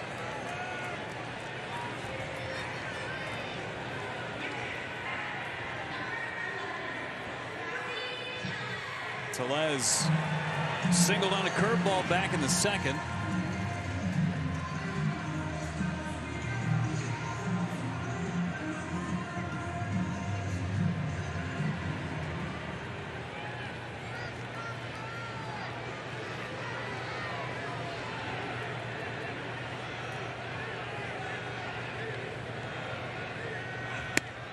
Strike 1. Velocity from Urias up a couple of ticks from the beginning of the game. Yeah, I mean, his average velocity for the year is about 93 miles an hour.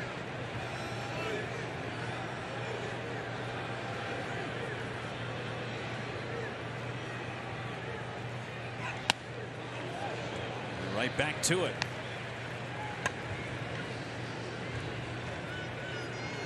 Tellez with 7 homers over his last 21 games. Very streaky for him. He's in one of those runs right now.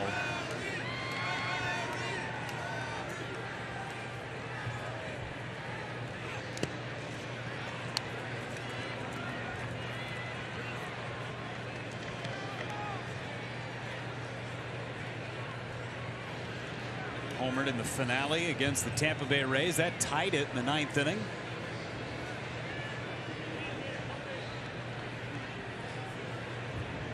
Homered again on Sunday.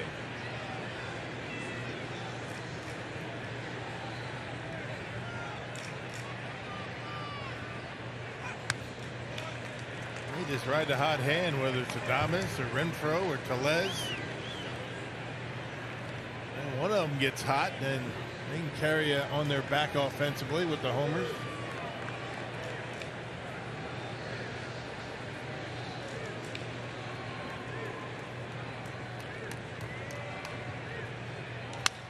Another line drive into right, a base hit for Rowdy Tellez. Same exact spot as his first knock.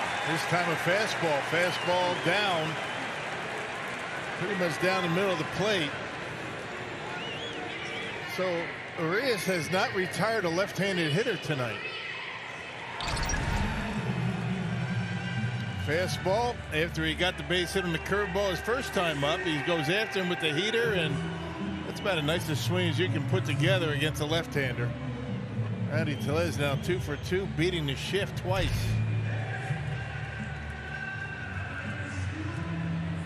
You mentioned the other lefties in the lineup, Christian Yelich. He has walked twice against Urias, and this is a guy in Urias who is lights out against left-handed batting.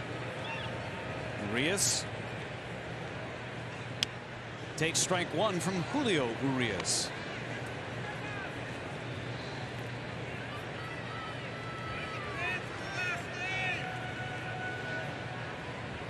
Fly to right in the second inning.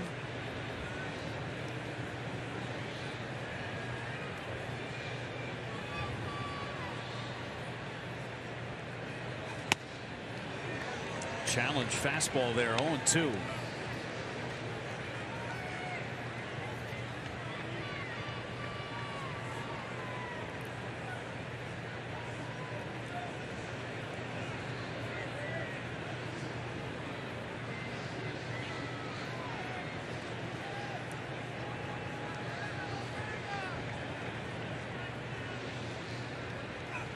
Struck him out.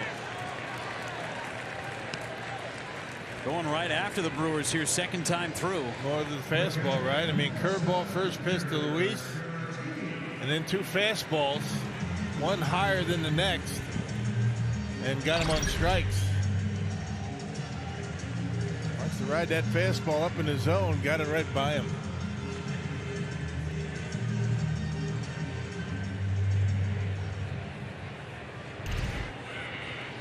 Up to Caratini, bounced into a double play back in the second.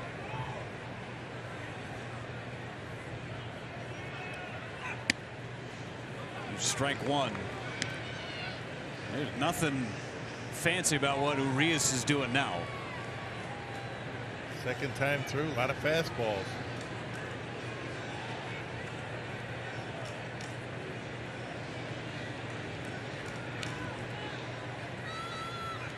Caratini into right. Betts coming on to make the catch. And the inning is over. Brewers had a base hit, strand a man on. They have stranded 5 in the game.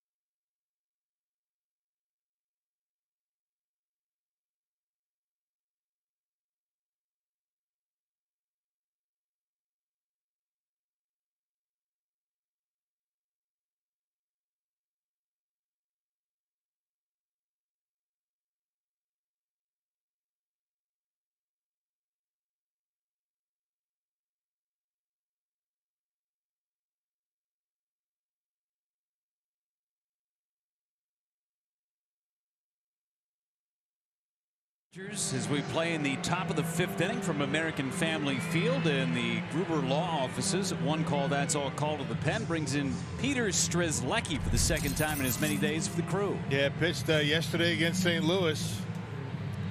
Struck out a batter, a third of an inning. 4th different time he's been with the Brewers this year. They called up on August 13th. He was 4-0 down in the minor leagues, 27 relief appearances. That was in Nashville with a 284 earned run average. Got the top of the Dodgers order due up.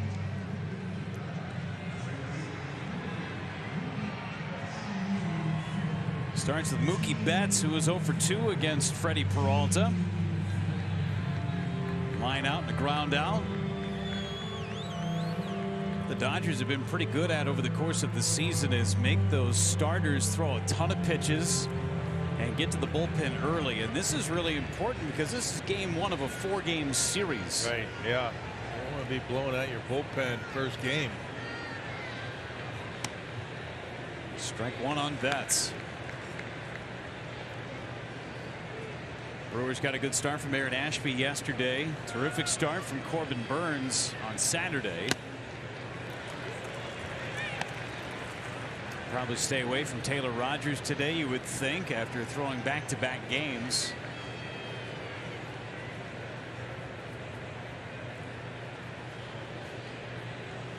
And Brewers are going to be sending out their big guns against the Dodgers in this series.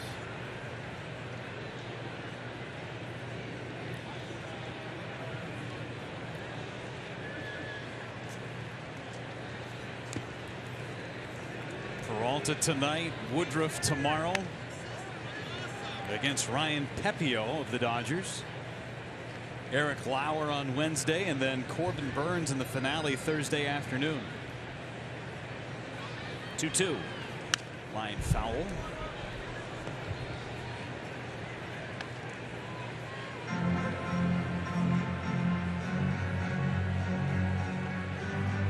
Dodgers getting the news that Walker Buehler was going to have season-ending surgery on his elbow. That's a big blow. Here's a ground ball. Adames throws high, and it's into the camera well. Pretty routine play there for Willie Adames, but threw high. And mistakes you can't make. You can't give these guys extra outs. First time the Dodgers have been able to get their leadoff hitter aboard. It's going to be an E6.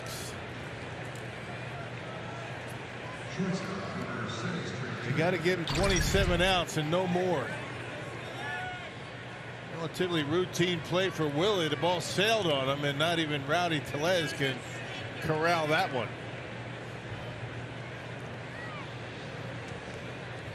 Watch out in that camera well. Watch out, Woody.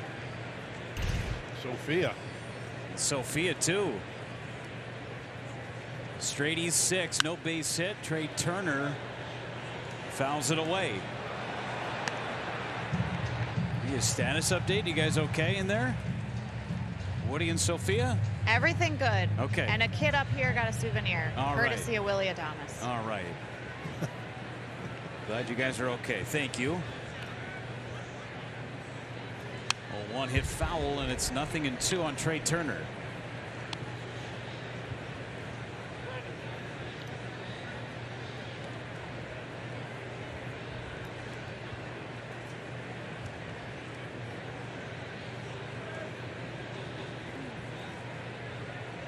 Tons of speed with Mookie Betts out there at second base. Brewers getting some action going in their bullpen too. And Hobie Milner starting to loosen with some lefties looming. And it's going to be for Muncy if his spot comes up. Strzelecki's got to face at least 3.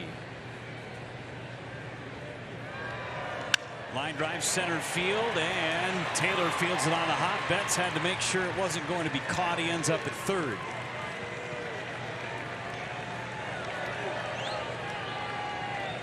Not a bad pitch. And right on the inside corner, but down. Turner able to pull the hands in, line it into center field. Just a good hitter, hitting a decent pitch. Betts had to make sure that ball wasn't caught, so he stays at third.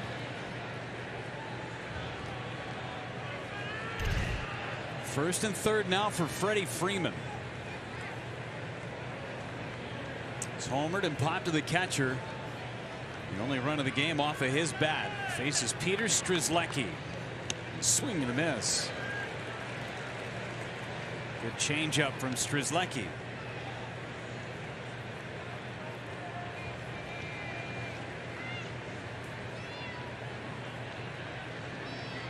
Brewers would trade 2 outs for a run in this situation. Nearly hit Freddie Freeman. Good idea. Following up a changeup with a fastball in, just yanked it a little bit. Freeman as good as it gets with runners in scoring position this year. And he's in a 1-2 hole.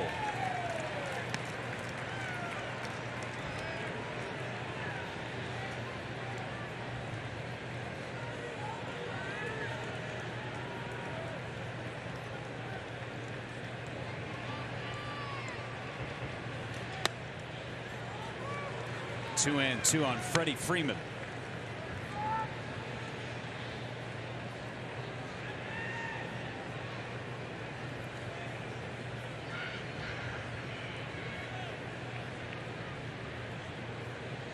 Turner with great speed over at first. Betts amazing speed at third, and a swing and a miss. He struck him out with a fastball. Right down the middle of the plate. Wow, got away with that one. I'll tell you, Strzelecki did a good job mixing it up. Change up, sliders, fastballs. Change up to start him, fastball in, then a slider for a strike, then he went right back to it. Change up, fastball.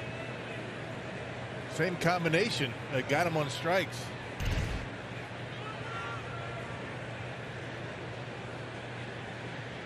Rosenbach's got a little loose from the backside of the mound. Strzelecki with a little housekeeping as he faces Will Smith. Now the ground ball.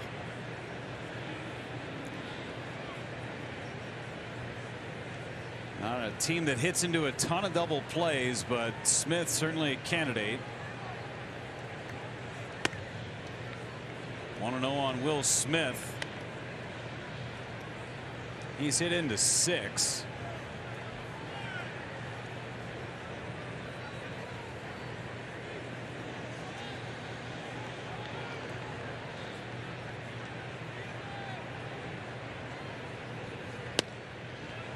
Lands a changeup.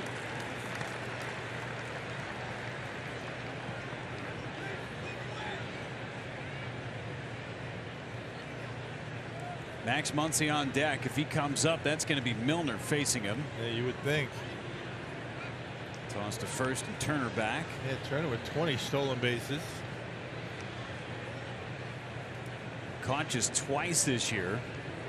Dodgers as a team have only been caught 13 times.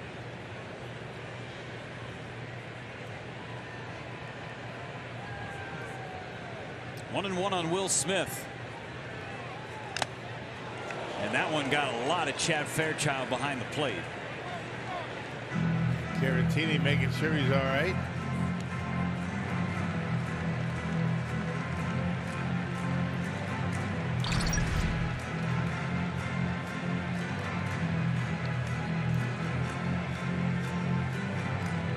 Ouch. There's padding there, but it's still going to hurt a little bit. Got him in the arm.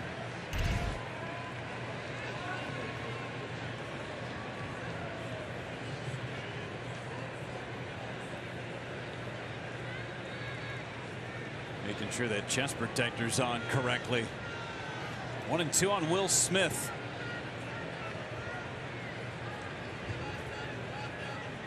Runner goes. Fouled it away.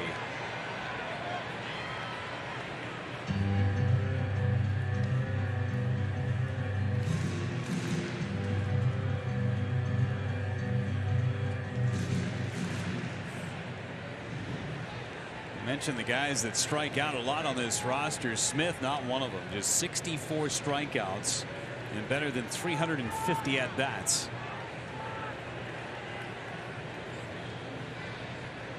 Strzelecki about ready to throw pitch number 20 here in the inning. And a fly ball to left. Betts going to tag. Yelich coming in, makes the catch. Betts going to try and score. The throw is offline. And it's a sacrifice fly from Will Smith. 2-0 Los Angeles. That just barely deep enough. Smith got jammed a little bit, it looked like anyway, and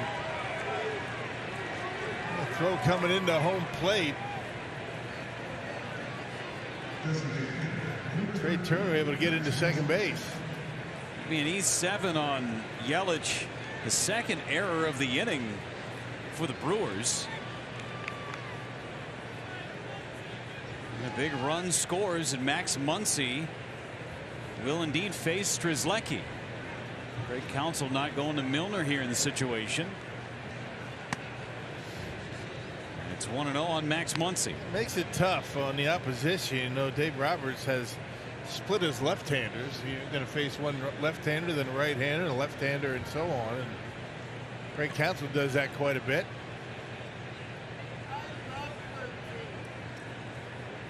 It's one way to handcuff the opposing manager in making moves like that.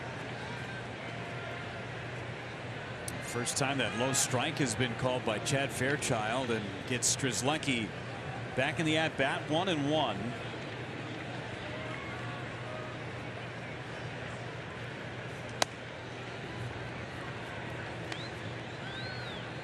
Well, that leadoff two-base throwing error by Willy Adames, opening the door for the Dodgers. Unearned run.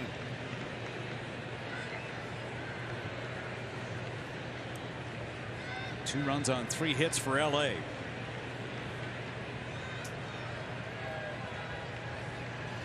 Swing and a miss. Good two-seamer by Strzelecki. Got really good command tonight. I mean, hitting the edges. Hasn't been a whole lot right down the middle of the plate.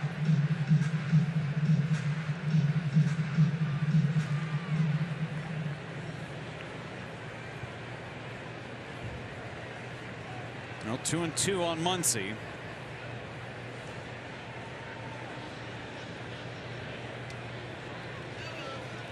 Fly ball foul left side.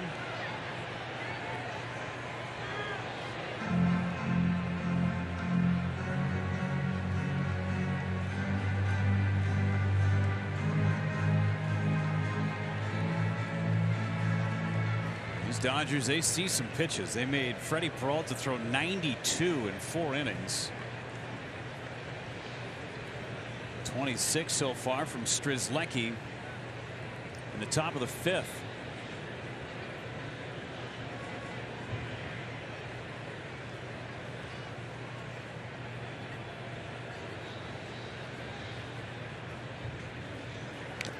And foul. Well, that was a good looking changeup, and Muncy just did get a piece of it. No kidding. A good hitter able to stay alive on a really good pitch. A pitch that was not a strike, down and away.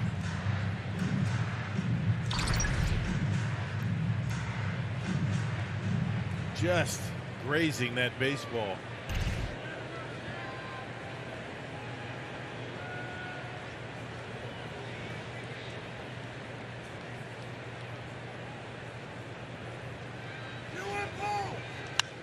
Fly ball left field. Yelich is there this time to make the play.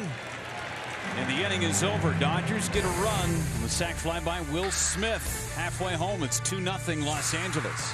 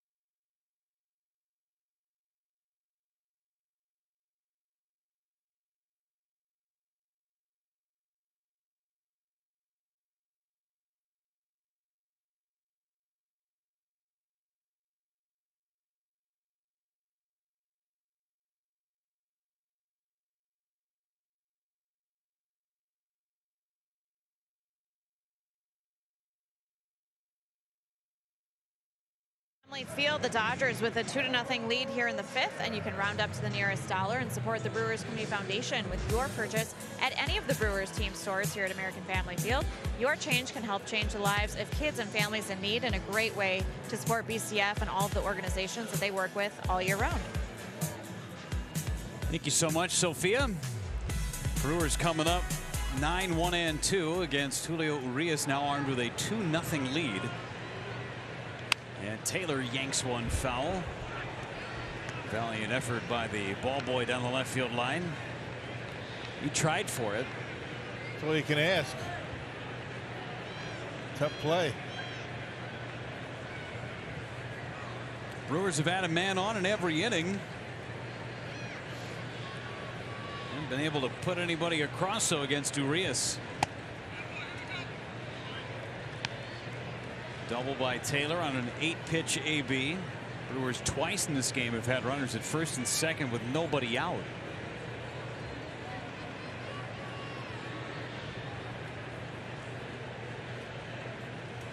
Taylor down to third. Nice play by Justin Turner. Gets up, throws to first. Just in time.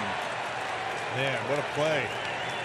Heck of a play by Justin Turner and a pretty good pick by Freeman. Taking away extra bases. And Turner gives him the long hop, making it a little bit easier for Freeman. How about his backhand pickup? And spins around and gets off a good throw to get Taylor at first. Dodgers around middle of the pack in defense.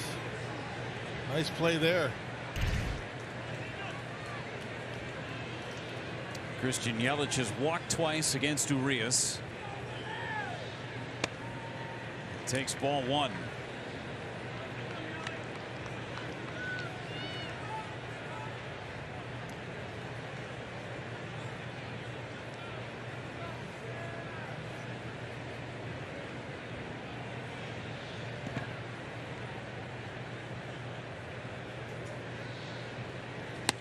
Swing and a miss.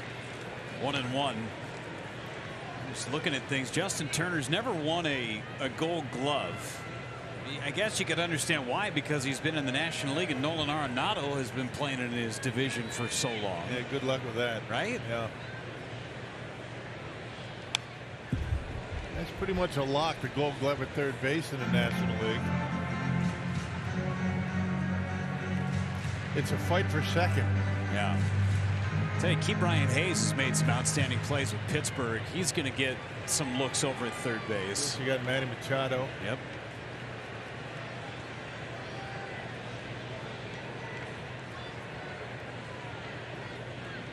One and two on Yelich. Spoiled it. Urias dropped down a little bit there. Different look for Yelich.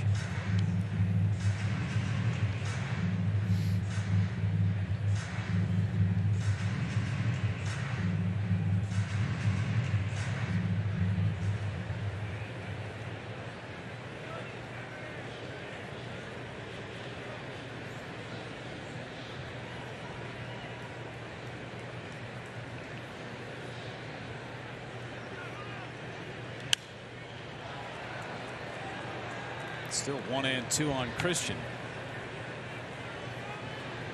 This game's starting to feel a little bit like the Cardinals series, where Brewers were having some good at-bats and hitting balls right at defenders.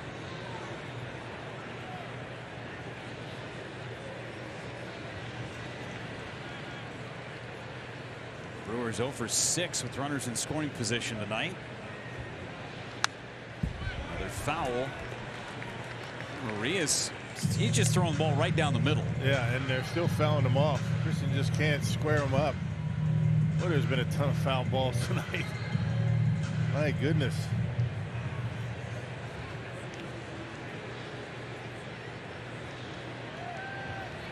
Dom's going to need an abacus to count all of the foul balls today.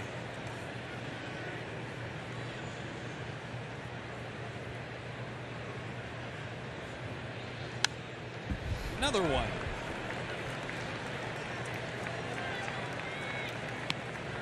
Another 8-pitch at bat coming between Urias and Yelich.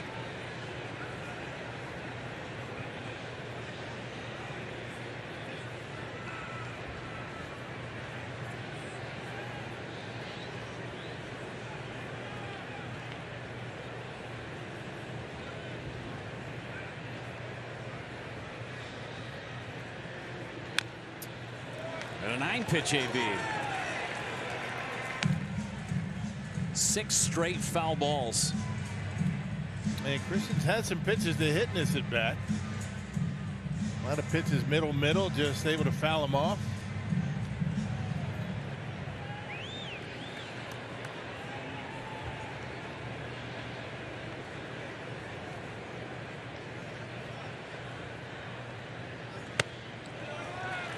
Good take. He swings so many times, it's almost starting to get programmed in your head, right? Got to take a break. He took one.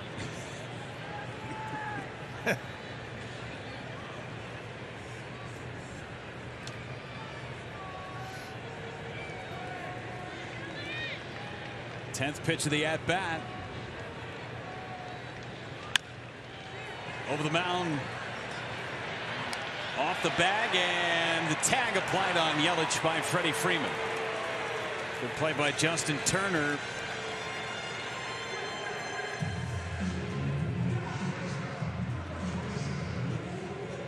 Two good plays by Justin Turner in this inning.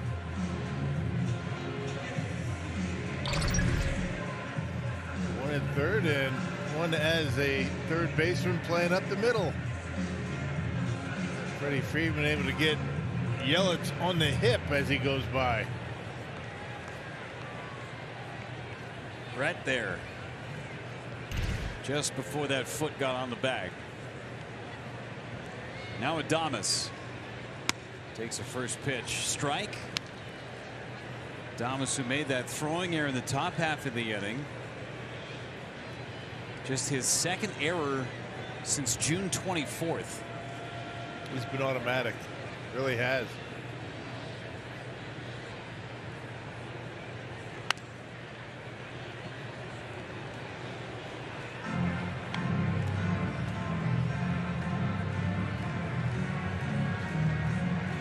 You wanted the number. 51 foul balls on 136 strikes.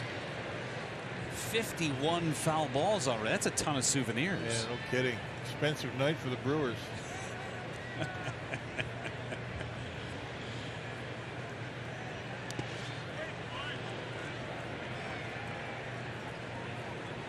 We got enough baseballs to finish this one out, right? Yeah. Oh yeah, for sure. I figure about $10 a piece. Another night at the ballpark. How much does a baseball go for? You know, wholesale. Probably $7. Yeah, right. Maybe. Times how many? 50 what? 51 foul balls. Yeah.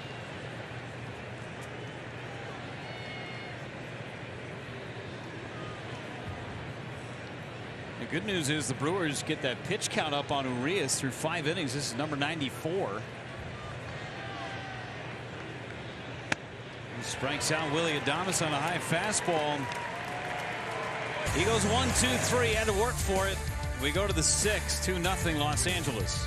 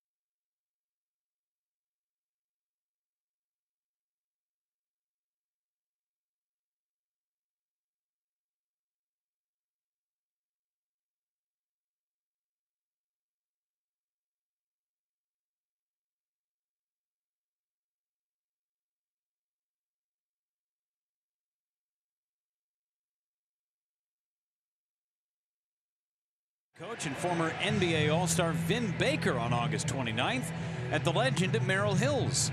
All proceeds will benefit Vin's Bouncing Back Foundation as it works to diminish the impact of alcoholism and addiction. Visit bouncingbackfoundation.org to secure your foursome or for tickets. Hobie Milner on to work for the Brewers in the top half of inning number 6. It'll start with Justin Turner. Hobie's been great for the crew. Yeah, no kidding. I mean, he's been a nice surprise. Coming out of spring training, he's been very good. Last pitched on Wednesday against Tampa here at home. Did not pitch in the Cardinal series. Stranded 3 inherited base runners in the 8th inning. He's done a great job of that. Starting this 6th inning. Righty, lefty, righty. Hobie Milner in the 6th, trying to keep the Dodgers right where they are, out in front 2-0.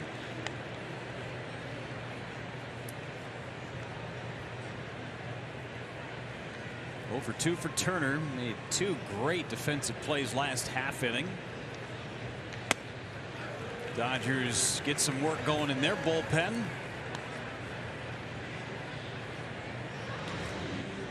Former Cub Chris Martin starting to play catch. Dodgers picked him up at the trade deadline. Change up missed low. 1-2 on Justin Turner.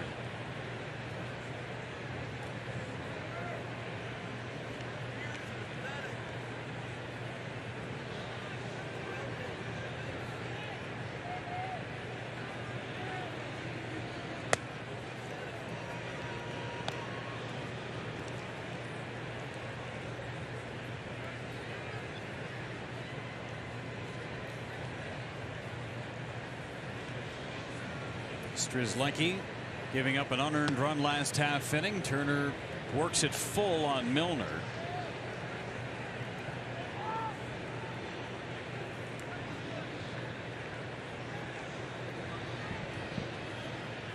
Three-2 pitch, and it hit him. Breaking ball on the back leg. They're checking to see whether or not he swung. He didn't. It's a hit by pitch. It's the 2nd time in as many innings the Dodgers have had the leadoff man on. Yeah, curveball that time. Held on to it too long. Error last inning. Leadoff base runner. Hit by pitch this inning. Right on the knee. That's going to hurt.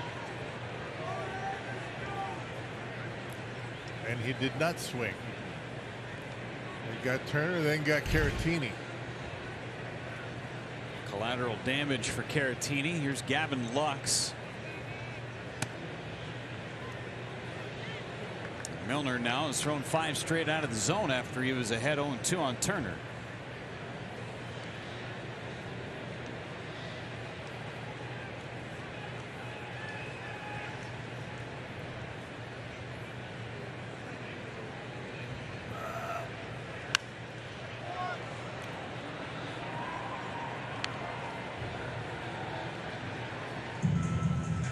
Gavin Lux finally given an opportunity. The Dodgers were making all these big moves to get the superstars over the last few years. Lux was right at the front of those conversations. And each time the Dodgers said, nope, we're not going to give you Gavin Lux because we think he's going to be special, and he's turning in a pretty good season. And disappointed, hitting near 300.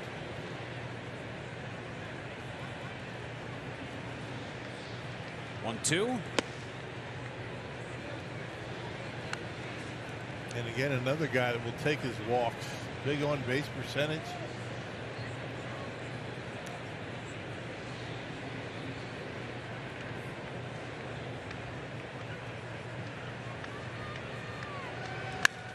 Into left center. Long run for Yelich, looking up, and it is gone. Gavin Lux. The Wisconsin kid hitting a 2-run home run. Dodgers double their lead.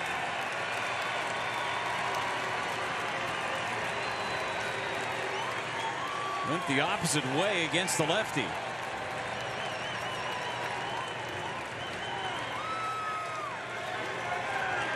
Again, you have to minimize the errors, the walks, the hit batters, the extra at-bats they give these guys. That was a fastball right down the middle. and didn't try and pull it. Took it into right field and knocked it out of here, way back in left center. We're actually pretty much straight away left. Just the third home run allowed by Hobie Milner this season. First time a lefty has taken him deep.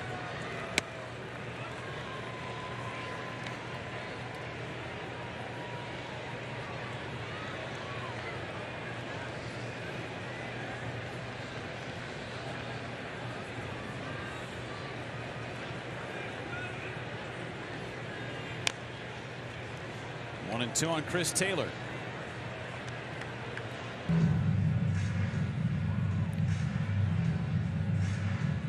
Milner pitching in his 48th game, the second most on the club behind Devin Williams.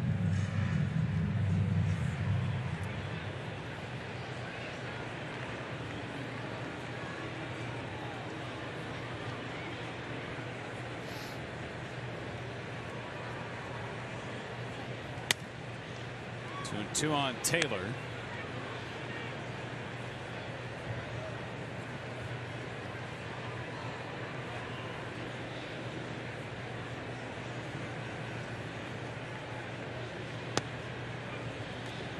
Three and two. Brewers have right-hander Jason Alexander loosening now. The 48 appearances, by the way, from Milner, far and away a career high. 37 was his most in 2017. And before that, what, less than 100 appearances in his career? Big year for him.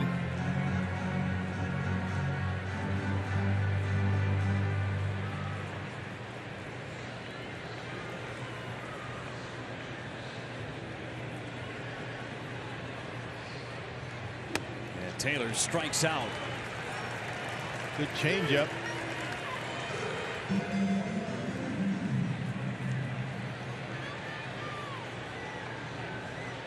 Milner now gets Cody Bellinger. Struck out twice today. Dodgers up 4-0. Got one against Freddie Peralta in the first inning. Unearned run against Strzelecki in the fifth, and two against Milner in the sixth. Yeah, can't give up too much more. This Dodgers pitching staff, best in the National League.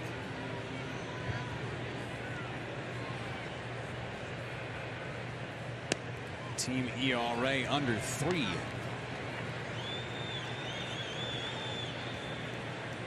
Just had a 12-game winning streak snapped yesterday, did the Dodgers. Got shut out in Kansas City.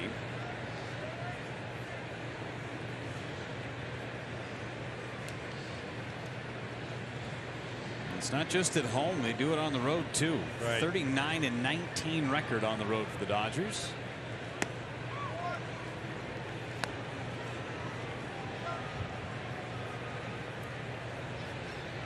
Team can hit. They pitch too. In that 12-game winning streak. Bellinger slashes one towards left. There's Yelich for the second out. Every team goes into a bit of a tailspin. The Yankees are in the middle of one right now. They've won 2 in the last 11, I think, the Yankees. Now would be a good time to start a tailspin for LA.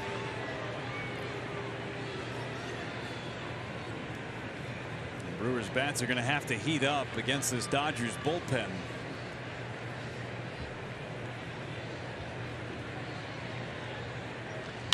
Mookie Betts out towards right. Renfroe has a play on it in front of the warning track, and the inning is over. 2-run home run by Gavin Lux.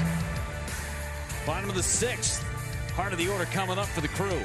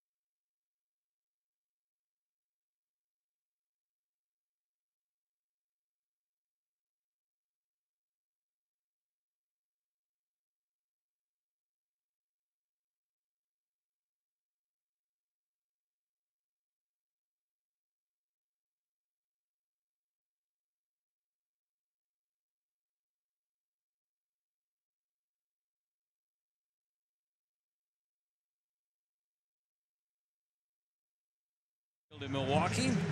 For the best coverage in the game, let's check out the T-Mobile coverage cam, and it's going to be talking about Julio Urias and his night. 5 innings, no runs, 6 strikeouts for him. Brewers made him work, there's no doubt about that, but he still puts up the goose egg. Yeah, he started to really command the fastball pretty well as the game went on. He seemed like he was getting a little bit frustrated with the curveball. Was not getting swings out of the strike zone, down in the strike zone. And he wasn't getting those borderline pitches called for strikes, but he was able to get through it. 5 scoreless innings. And now it's up to the Dodgers bullpen that has been pretty good. Chris Martin first one out of the gate. Martin, who the Dodgers got from the Cubs, makes his 7th appearance with the Dodgers. Pitched a couple of days ago at Kansas City, inning in the 3rd, 3 hits, a run, a couple of strikeouts for him. Saw that walk to strikeout ratio for him at 45 strikeouts to 4 walks. That's how you have success out of the pen. You can't be coming in walking guys.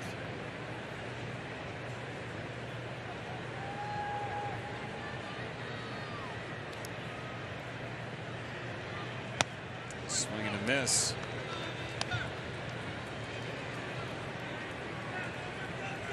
This guy's got a good cutter.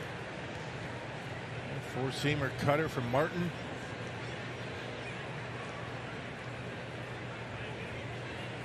Been around a long time.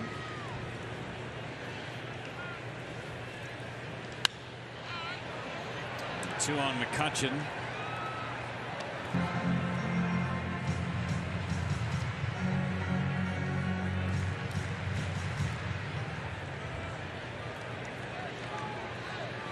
Red Sox, Yankees, Braves. A little bit of time with Texas for Martin.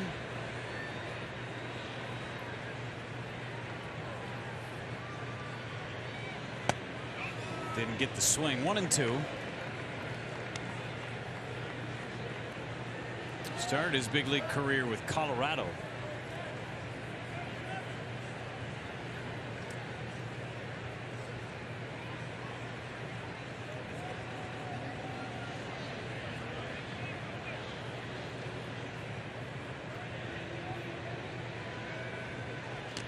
Check swing gets away from the catcher, and the Brewers are going to get a base runner.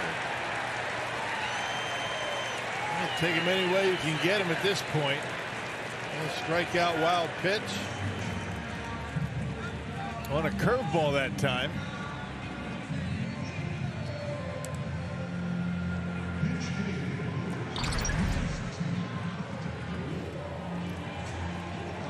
McCutchen with a defensive swing. The curveball fooled him, but Will Smith not able to secure it.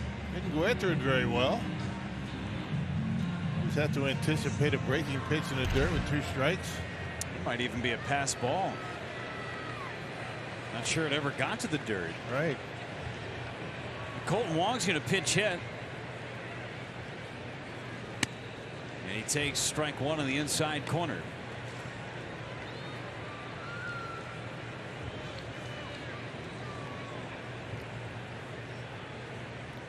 Wong hitting for Brasso, one of the hotter hitters in Major League Baseball since the All-Star break, and it's not a small sample size anymore.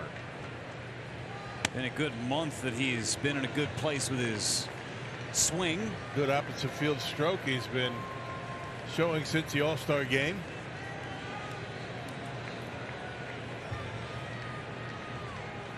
Wong going to try and jumpstart this Brewers offense, down 4 in the 6th inning. Ground ball foul outside of first. That's a good play. Yeah, it is. He came to play today.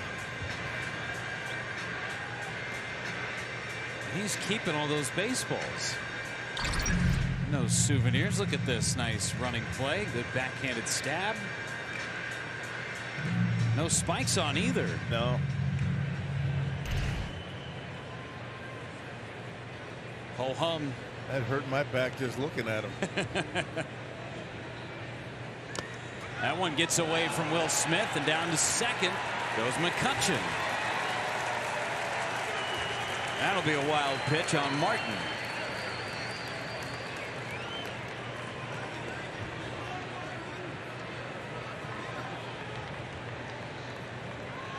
Dodgers gifting a couple of bases here to the Brewers. Hey, a splitter that time. Well, he's throwing the kitchen sink at the Brewers in this inning.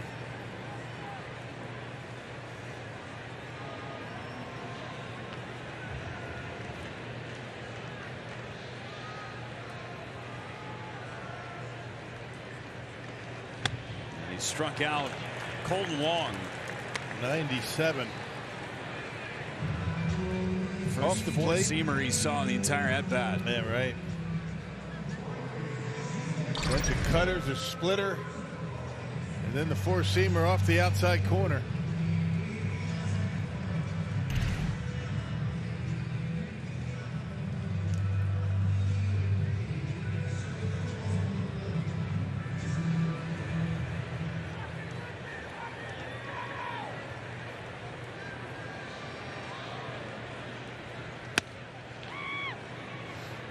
Down Main Street for strike one on Hunter Renfroe.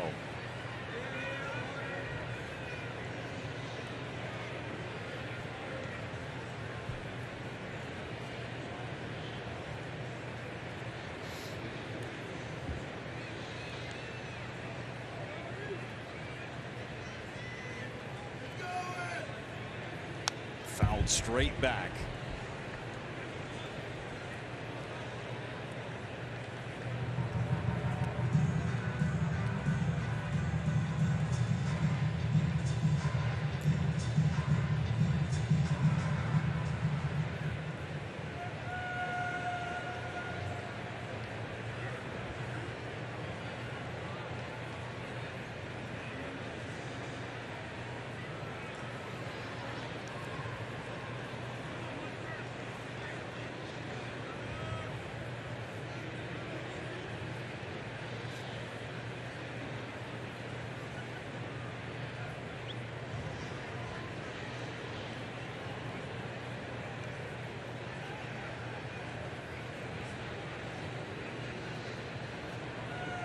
Still 0-2. Renfroe trying to get comfortable with Martin out there.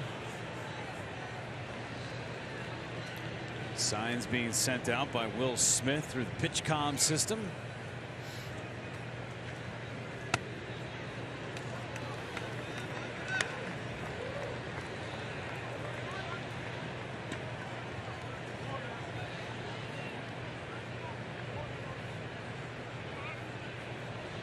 Cutchin on base after the strikeout, pass ball. Wild pitch got him to second.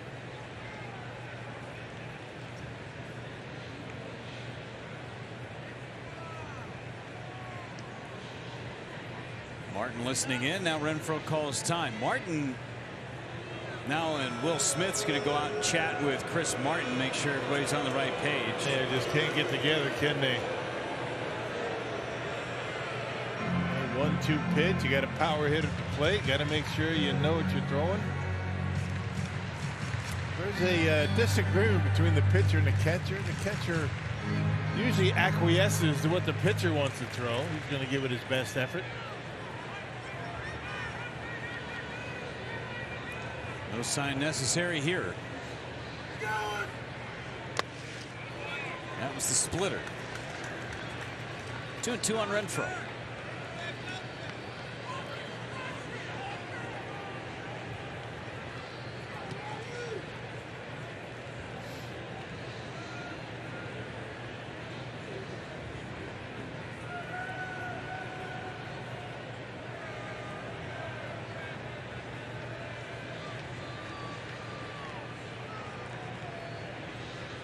And a swing and a miss. Renfroe had a home run cut on it. Four-seam fastball. Up, middle in, 95. That's now 3 strikeouts for Martin in this inning. And there's only 2 outs. Trying to tie a big league record.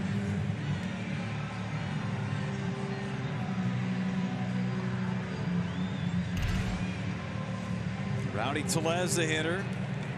A couple of base hits for him. 2 of the 4 from Milwaukee.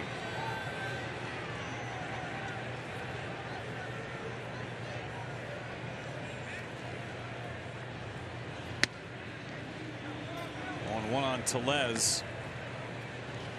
3 times in this game the Brewers have had a runner at second base and nobody out. They have not had a runner to third base in the game. 0 for 8 right now with runners in scoring position. Dodgers just 1 for 5, but their one hit didn't drive in a run. It was the Trey Turner base hit in the 5th. Put runners on the corners. Sacrifice fly got 1 home and a couple of homers.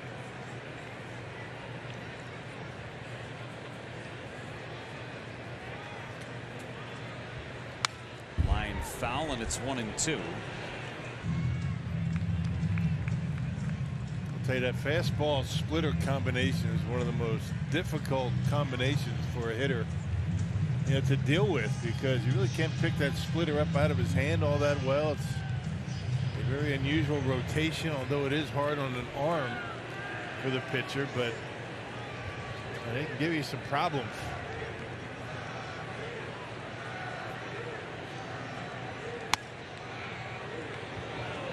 Almost. Chad Fairchild looked like he was ready to call it for strike 3 and then opted to not do it.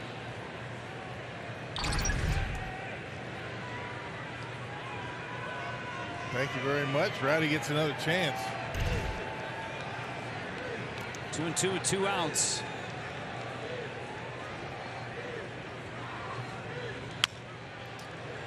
Do it again.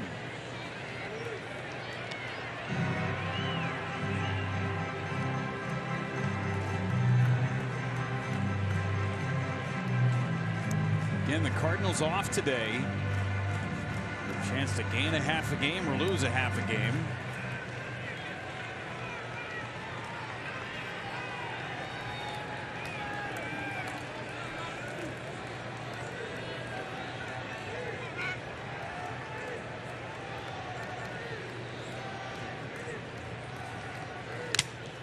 Ooh, rattled the cage of Will Smith. Man.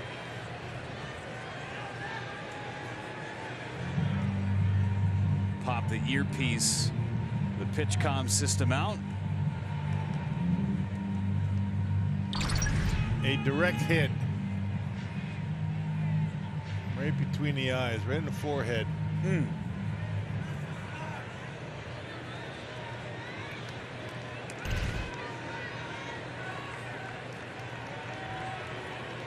Says he's good. 21 pitches here from Martin in this bottom of the 6th inning.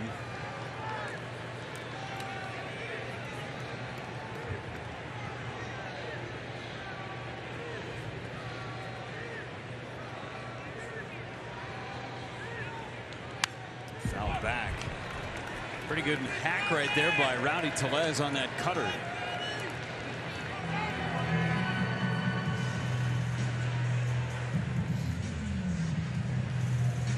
Tell you, the Brewers are really digging in. They're battling this Dodger pitching staff tonight. Just can't come up with a big hit.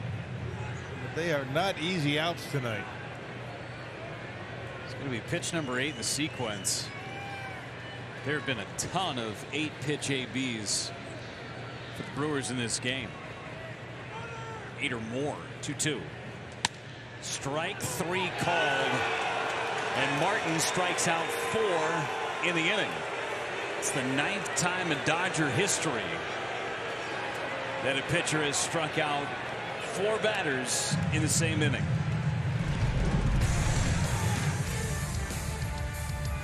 LA up 4-0 here in Milwaukee.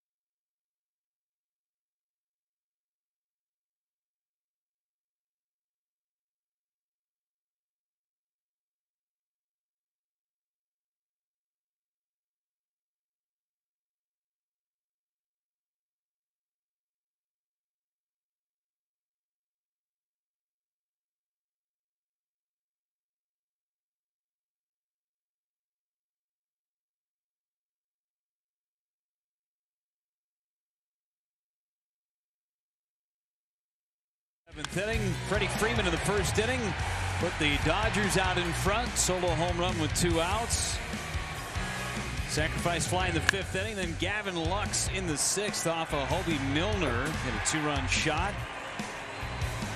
And then Julio Urias. 5 innings of scoreless baseball pitched into and out of a lot of jams. 6 strikeouts for him on 94 pitches. And he's in the driver's seat to pick up yet another win. It would be his 13th of the season. And 10th in a row. Jason Alexander takes over for the Brewers here in the top of the 7th inning. Still a lot of game left, but Urias has had the goods. You see Alexander's numbers, his 12th appearance, and he made 7 starts for the Brewers at .552 earned run average. A ground ball pitcher, has a good 2-seamer. Alexander last pitched on Friday against the Cardinals. Colton Wong stays in the ball game to play at second base. Urias moves to third. Brasso out. Pinch hit for by Colton Wong.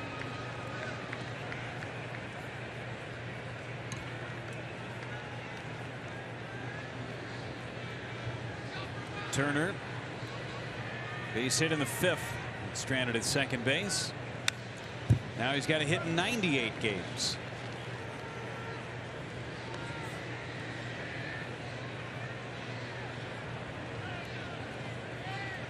In game 114 here for the Dodgers. So many hits.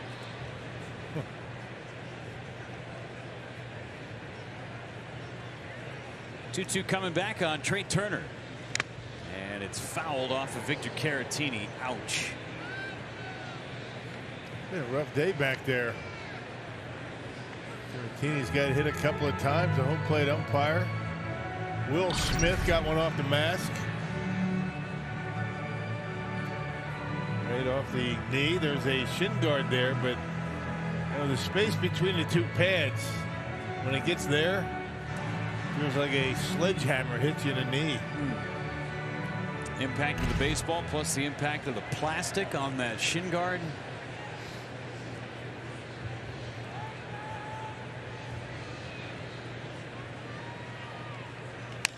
Towards third, Urias with a nice pick.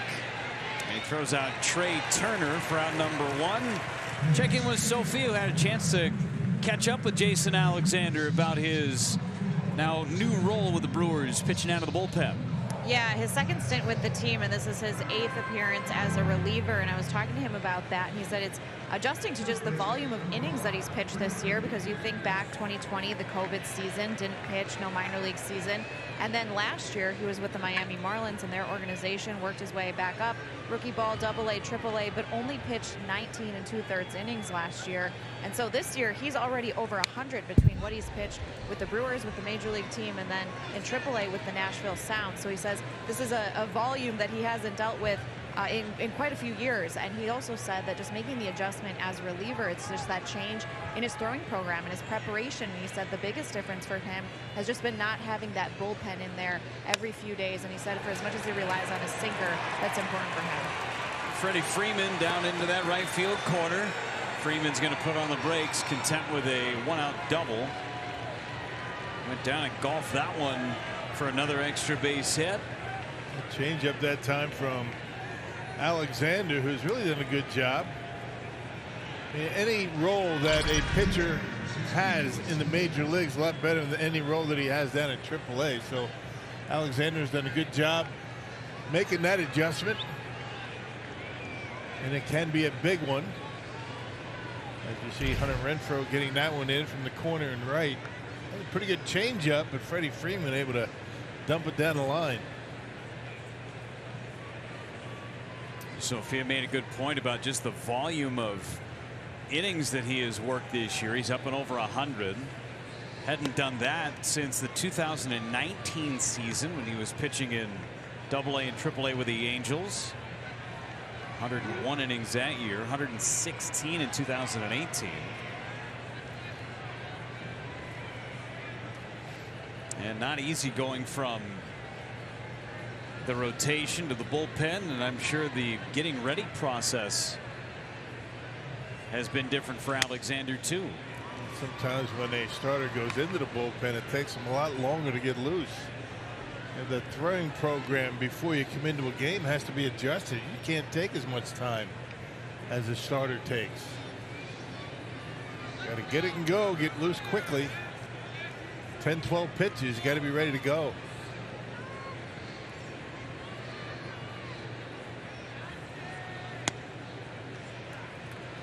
Two and one on Will Smith.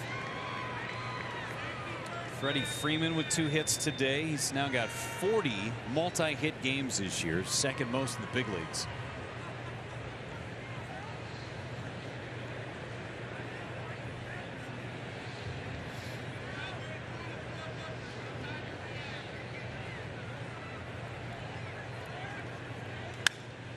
Hit down the right field line. That'll reach the seats.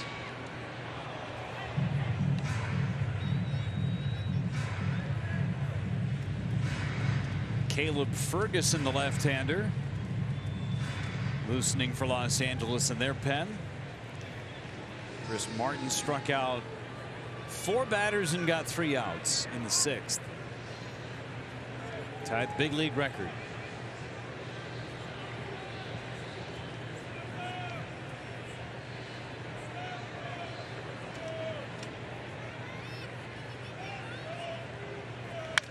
To short. Adames throws out Will Smith.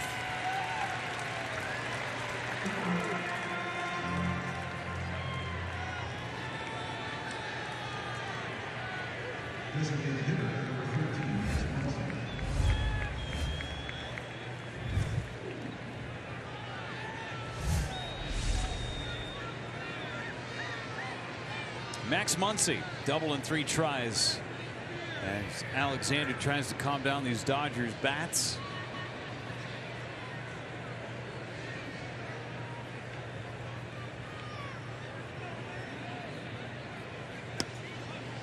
The 12-game winning streak, as we were talking about, 8 different times in that 12-game winning streak did they score 8 or more runs. Yeah, right. It's a hot offense. The pitching staff has done a pretty good job. 2 mistakes, you know, the error in the 5th and the hit batter in the 6th. Muncy to left. Yelich takes care of the line out. And Alexander puts up a 0 in the 7th. It's time to stretch in Milwaukee. Brewers chasing 4.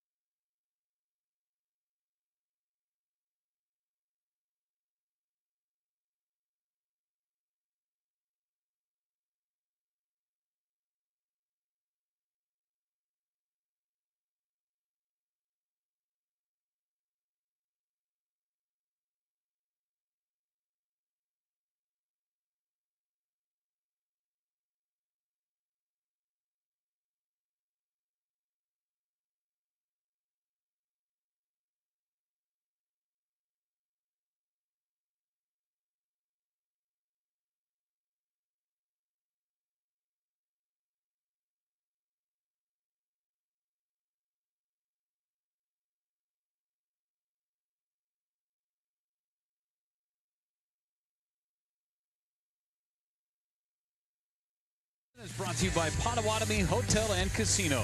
Play to win. Well, tonight's time of the game winner, the Saddle Ridge Golf Course in Portage. If they call the Brewers by 10 o'clock tomorrow morning, they get 40 tickets to a Friday night game in the Miller Lite Beer Pen. This offer courtesy of the Tavern League of Wisconsin And Miller Lite.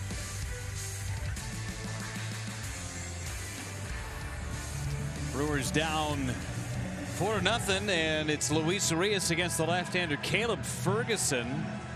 On for the 19th time for the Dodgers. There's not a lot of run to this point. Recalled from AAA Oklahoma City on June 2nd. Second stint with the Dodgers this year. He was a guy that the Dodgers in 2018, 2019 used a ton out of the pen.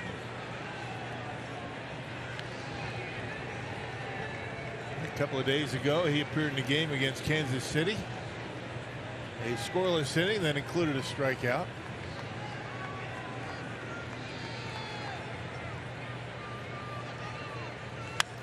Urias hammers one, but fouled on the left field line. Yeah, 3 left-handers down in the bullpen for the Dodgers, including Ferguson. David Price is down in the Dodgers bullpen.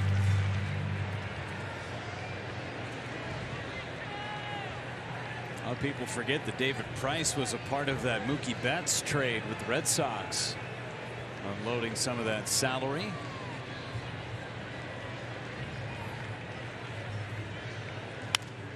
To third, Justin Turner gobbles it up.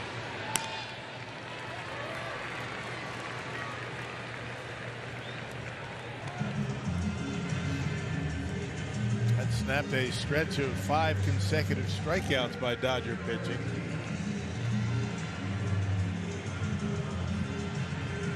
Victor Caratini 0 for 2.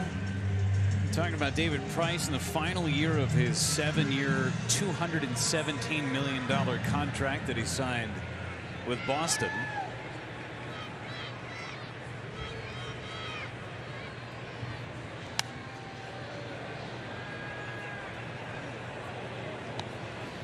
And remember back in 2020 he opted out due to the COVID-19 epidemic or the pandemic.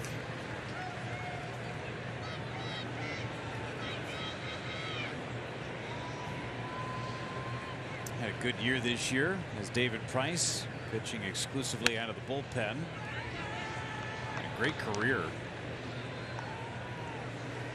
Tampa, Detroit, Toronto, and Boston. Over 2,000 strikeouts in his career. Caratini pops it up.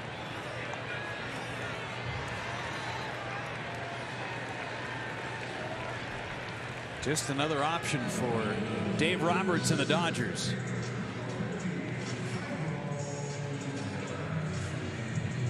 Tyrone Taylor gets a shot here, a double for him and a ground out. Got robbed of an extra base hit from Justin Turner back in the 5th.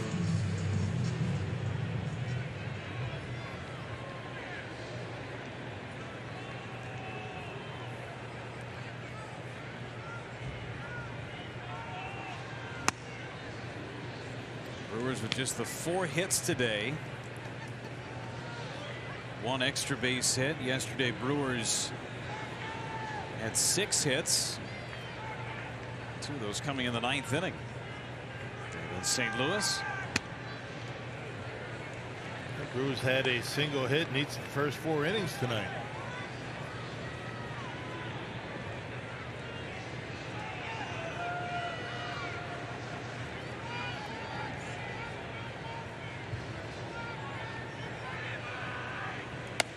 Way outside.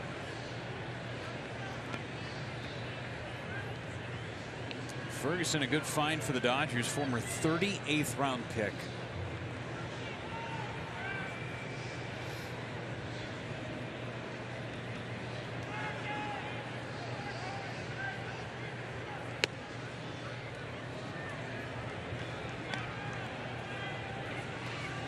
Being a left-handed pitcher that can throw the ball decent, low to mid 90s, you're going to find a job somewhere in the big leagues. You're probably going to spend a whole lot of time in the minors unless you just can't throw strikes. Tapper back to Ferguson. And it's a 1-2-3 inning for the Brewers offense in the 7th against Caleb Ferguson. On to the 8th. All Los Angeles tonight.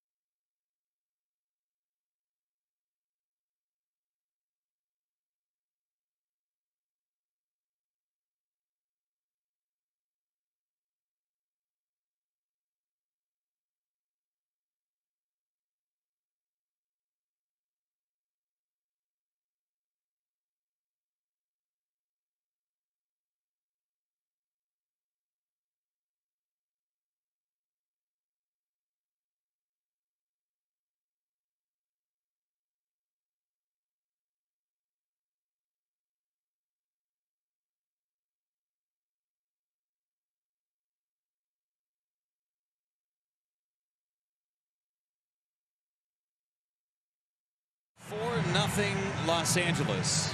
They don't have to be at Dodgers Stadium to see some celebrities. There's Jack White, the blue hair, 12-time Grammy winner. He's playing at UWM tomorrow.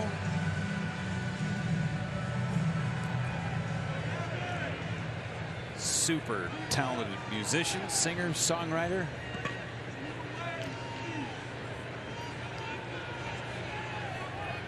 It'll be a good show tomorrow. Justin Turner leads it off against Alexander. Ground ball to short. A little bobble, but no problem for Adames, who throws out Turner. 1 pitch, 1 out here in the 8th. Here comes Lux. 2-run home run back in the 6th inning. Became the first Wisconsin-born major leaguer to hit a home run at American Family Field since Eric Hinsky. 2013.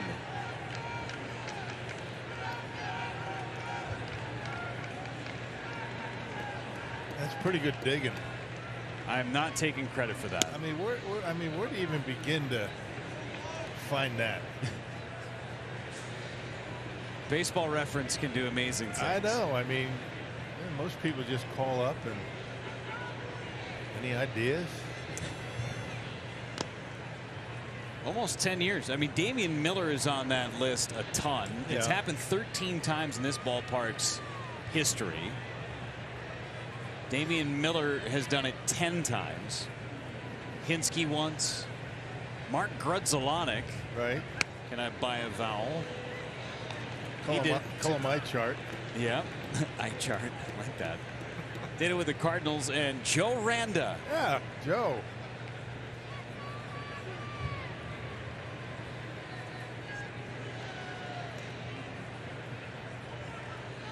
One-two is a called third strike on Gavin Lux. Now, if you go back to County Stadium, it's happened a handful of times. Of course, Jim Gantner did it all the way up until 1992. George Williams, then of the Oakland Athletics. And now, big league manager Scott Servais, 1998. That was with the Chicago Cubs. Damian Miller, I think, he's up there. Gantner's probably got the most. There's a line drive to center field. Going to get down for a base hit for Chris Taylor. 2-out base hit. The Dodger left fielder, his first hit of the game. Gumby's got a lead in career home runs. In Milwaukee. In Milwaukee by a Wisconsin-born player. Didn't hit many, every year, but for all the years that he played.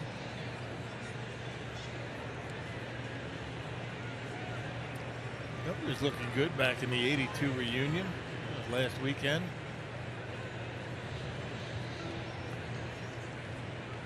Gonna be sharing a car with Jerry Augustine. Yeah. I was impressed with the mustaches both had in 1982 from the cards that they were showing up on the video board.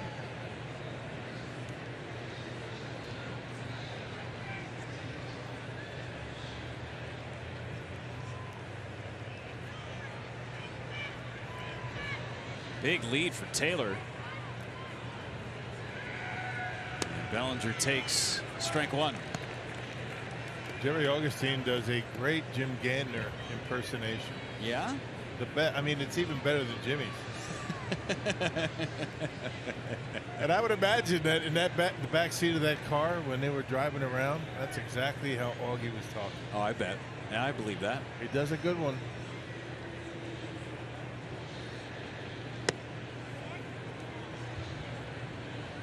My favorite Jim Gantner stories ever was when they were in Baltimore having dinner. And he was trying to be all fancy and order in Italian, and he ordered the fettuccine. Fettuccine? Not fettuccine? There's a million of them. That's just one that is my favorite. Now they throw to first. You can only imagine in his voice, too. Right. And he was trying to be sophisticated, and there's only one Jim Gantner.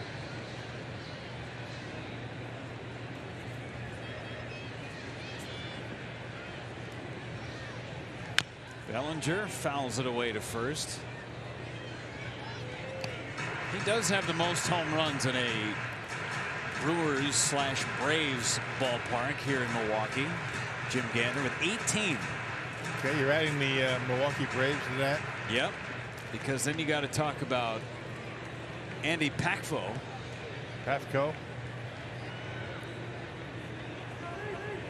Spelling mistake here on our sheet. Andy Pafko had 16 at Old County Stadium. Thanks, Rock. And then Damian Miller with 13. Ground ball to Tellez. He's got it. Steps on the bag, and I apologize to the Pafko family for the mispronunciation. Bottom of the 8th coming up.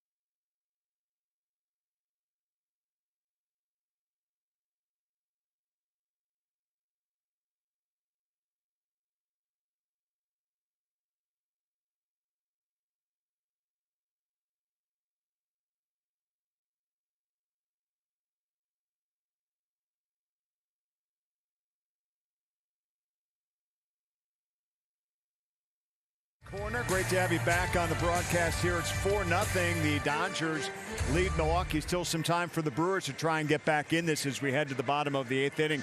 Craig and Tim getting set for Brewers Line postgame. So far, that offense has been tamed by every Dodger pitcher here so far. Yeah, the Dodgers, I mean, going out there with Urias, the left-hander, already in an advantage. The Brewers have struggled against left-handed starters, but I think the story has been this offense for the Dodgers. I mean, they've had 28 batters that have seen 4 or more pitches. Freddie Peralta, he averaged more than 5 pitches per batter. So that's what we're doing. It's a very grueling game at this point, but the Brewers have a chance to turn it all around here.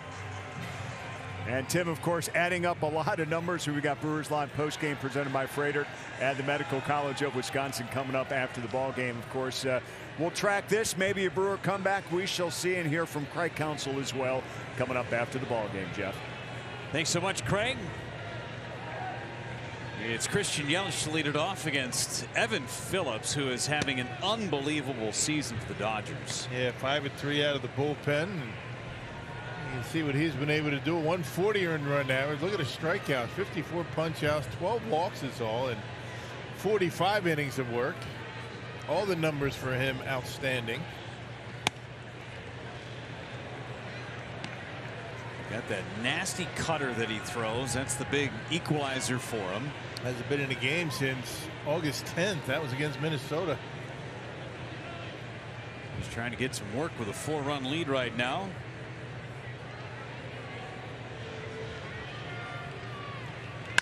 Ground ball off of Phillips. It's going to ricochet over to Freeman. Race to the base. Freeman beats Yelich there. And Roberts, Dave Roberts, and the trainer going to come out and check on Phillips.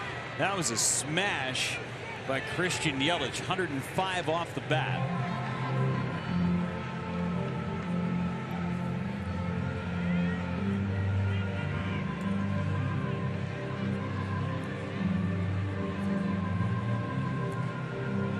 Kind of the luck that Yelich has had for the most part this year. He hits the ball like a shot, ricochets off the pitcher, but right to Freddie Freeman, who was able to get the out.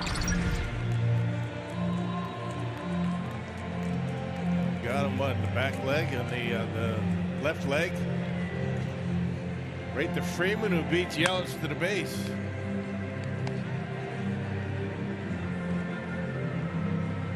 Couple of warm-up tosses here for Phillips. Now that's that landing leg that he got hit on. Says he's okay. Got all that adrenaline and blood pumping right now. Yeah, needs some ice after it comes out. He'll be all right. There's Willie Adames.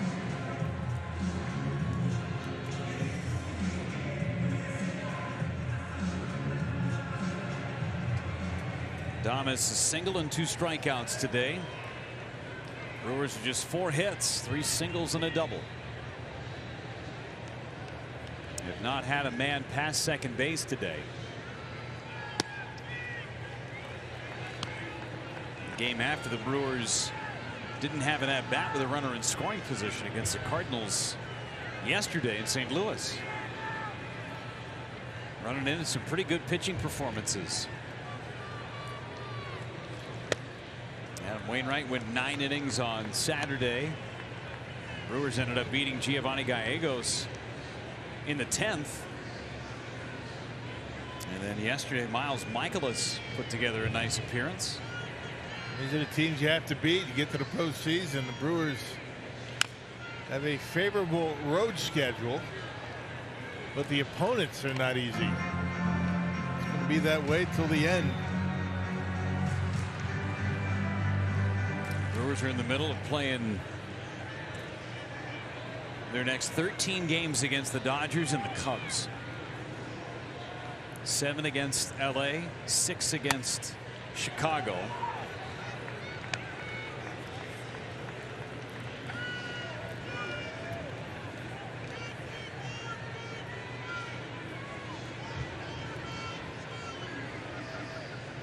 Three and 1 on Willie Adames. Brewers down by 4. And a fly ball out towards right center. Will stay in the ballpark. Mookie Betts for out number 2. And now a quick word from Aurora Healthcare. Now's the time for a healthy start. So let's recharge and play and do what we love with the people we love. Together, let's live well. Andrew McCutchen coming up.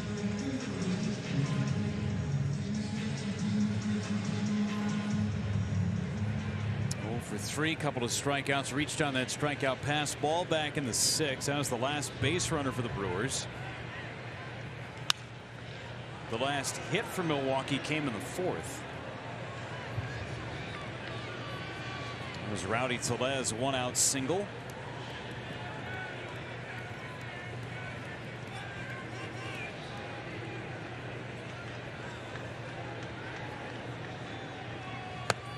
Been discussing that second half of the season for the Brewers for a while. The first half filled with a ton of road games, with 3 straight 3-city road trips. A lot of home games in September. Finished with 20 of 26 at home, but not easy. Yeah. In terms of who's coming in. You got a whole New York homestand with the Yankees and the Mets. And the Brewers right now are in the middle of a stretch of 31 games in 31 days. They have that doubleheader against the Giants on what was supposed to be an off day, but that's a heavy schedule.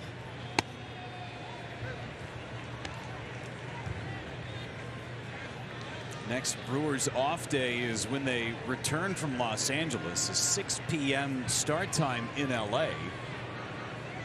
That won't be much of an off day. No, there will be a lot of sleeping, I think, on that day before the Cubs come to town.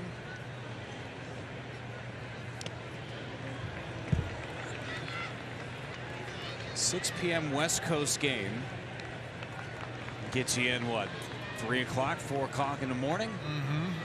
Head on pillow, what, about 5? Maybe.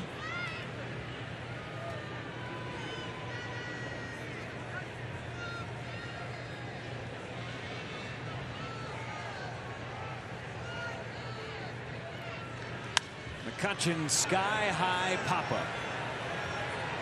Which Turner wants it? Justin. Brewers go 3 up and 3 down in the 8th. We enter the 9th here in Milwaukee, 4-0 Dodgers.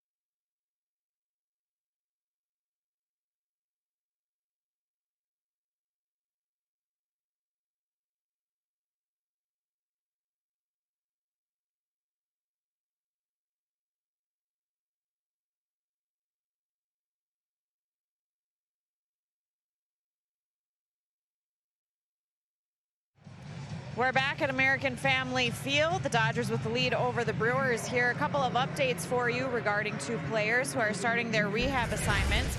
Omar Narvaez, this was a look at him earlier today, getting in some work, and then he left the team. He's traveling to Jacksonville to meet up with the Nashville Sounds. He's working his way back from a left quad strain. The plan for him is to spend the next 3 games there, and if barring any setbacks, he'll hopefully rejoin the team Friday afternoon in Chicago as they start that 3-game series with the Cubs. Trevor Rosenthal working his way back from a left hamstring strain. Remember, they acquired him from the San Francisco Giants at the trade deadline. His injury started as a hip injury, then he was pitching in a showcase trying to get signed. Strained his left hamstring there, been working his way back. So he's been pitching in Arizona at the spring training facility. We had a chance to catch up with him over the weekend while the team was in St. Louis, which is where he and his family live during the off season. So he's ready to get going, but his timeline is going to be a little bit longer, probably about 2 weeks. So could be eyeing the end of August, early September. Because he hasn't pitched in a game since 2020, Rosenthal's just going to need more time to get built up. Thank you so much, Sophia. The Trevor Rosenthal part of this whole conversation at the trade deadline, it's really intriguing. Again, he hasn't pitched in a big league game since 2020. And for Rosenthal, a guy who can throw 100 miles an hour, he just hasn't had a lot of action. And for him to be eligible to pitch in the playoffs, he has to play before September 1st. Right, no kidding. That's right around the corner, right? Hard to believe. We're here in the middle part of August. Flying by. That'd be a big arm to get. And when you get to September, too, it's not like you can roll out 40 guys anymore either. It's that one line off of Alexander. He's able to find it and throws out Trey Turner for the second out of the inning. They got the glove. He's all right. He's telling Chris Hook, Craig Counsell, stay in there, hit me right in the glove. 105 off the bat from Trey Turner. But for Rosenthal, if you can get him in the back of the bullpen and pitching the way that he was in 2020 with the San Diego Padres, that is a huge acquisition. Right. Yep, got all glove, knocked it down, able to get the out of first base. That's where it got me. I'm all right.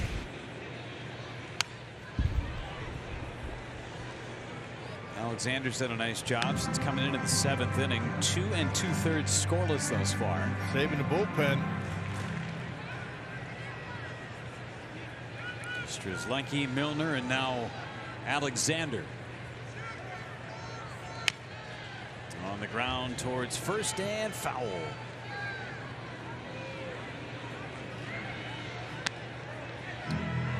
Homer to double for Freddie Freeman today.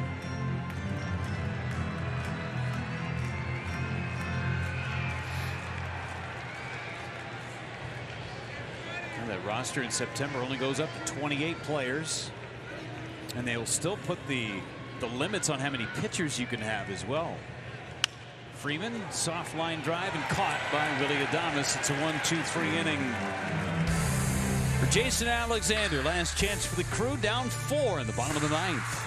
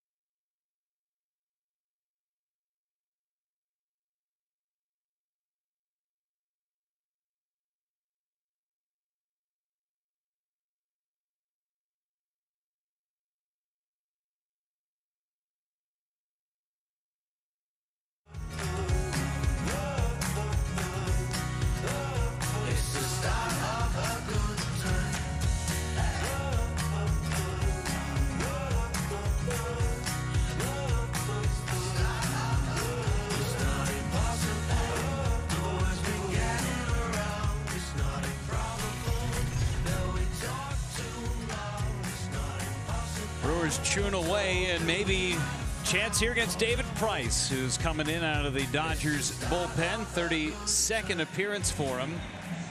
He's been pretty good out of the pen for LA.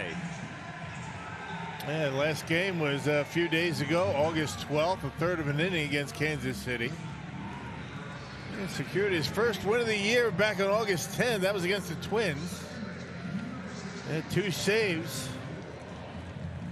His second career save came on July 22nd. The other back in 21. 36-year-old David Price celebrates his birthday in 11 days.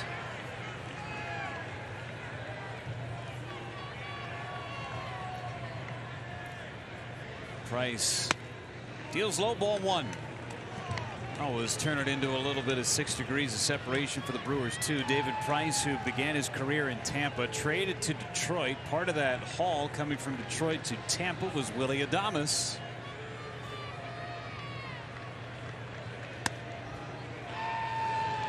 He was back in 2014. Not nearly the David Price back in the old days. He had 100 miles an hour.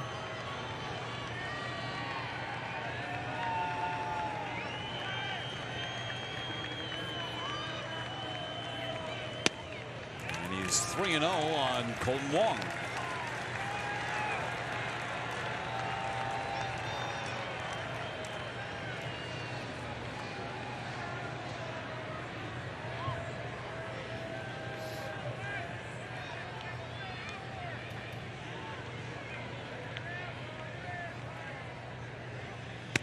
There's a strike. 3-1.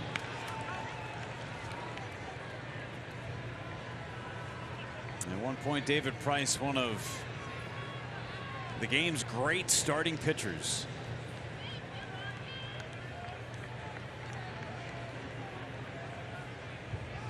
Bouncer back to Price. Down to the count 3-0, and he gets a little comebacker here. That's how the Brewers' 9th inning starts. Fastball 91, 92 miles an hour. What a difference. David Price now as opposed to back in those days, but numbers still good for him. I mean, a 259 earned run average, game number 32.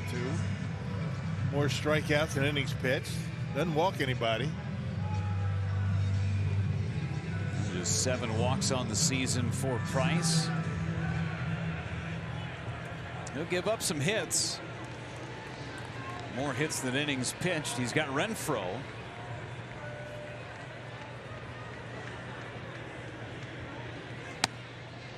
Missed outside.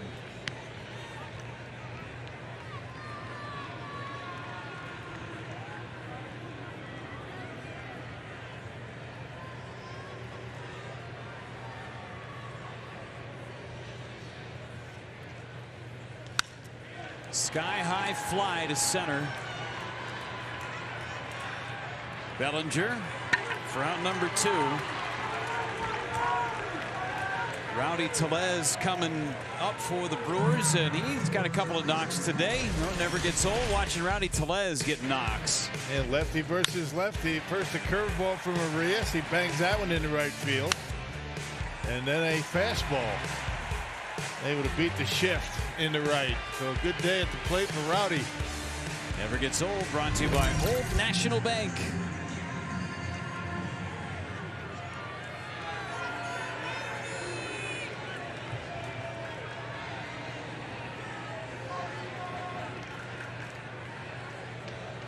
Tellez takes strike 1.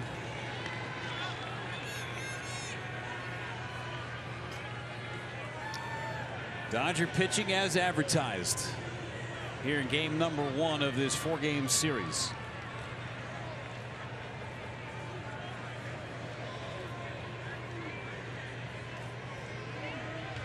And this one grounded right into the shift.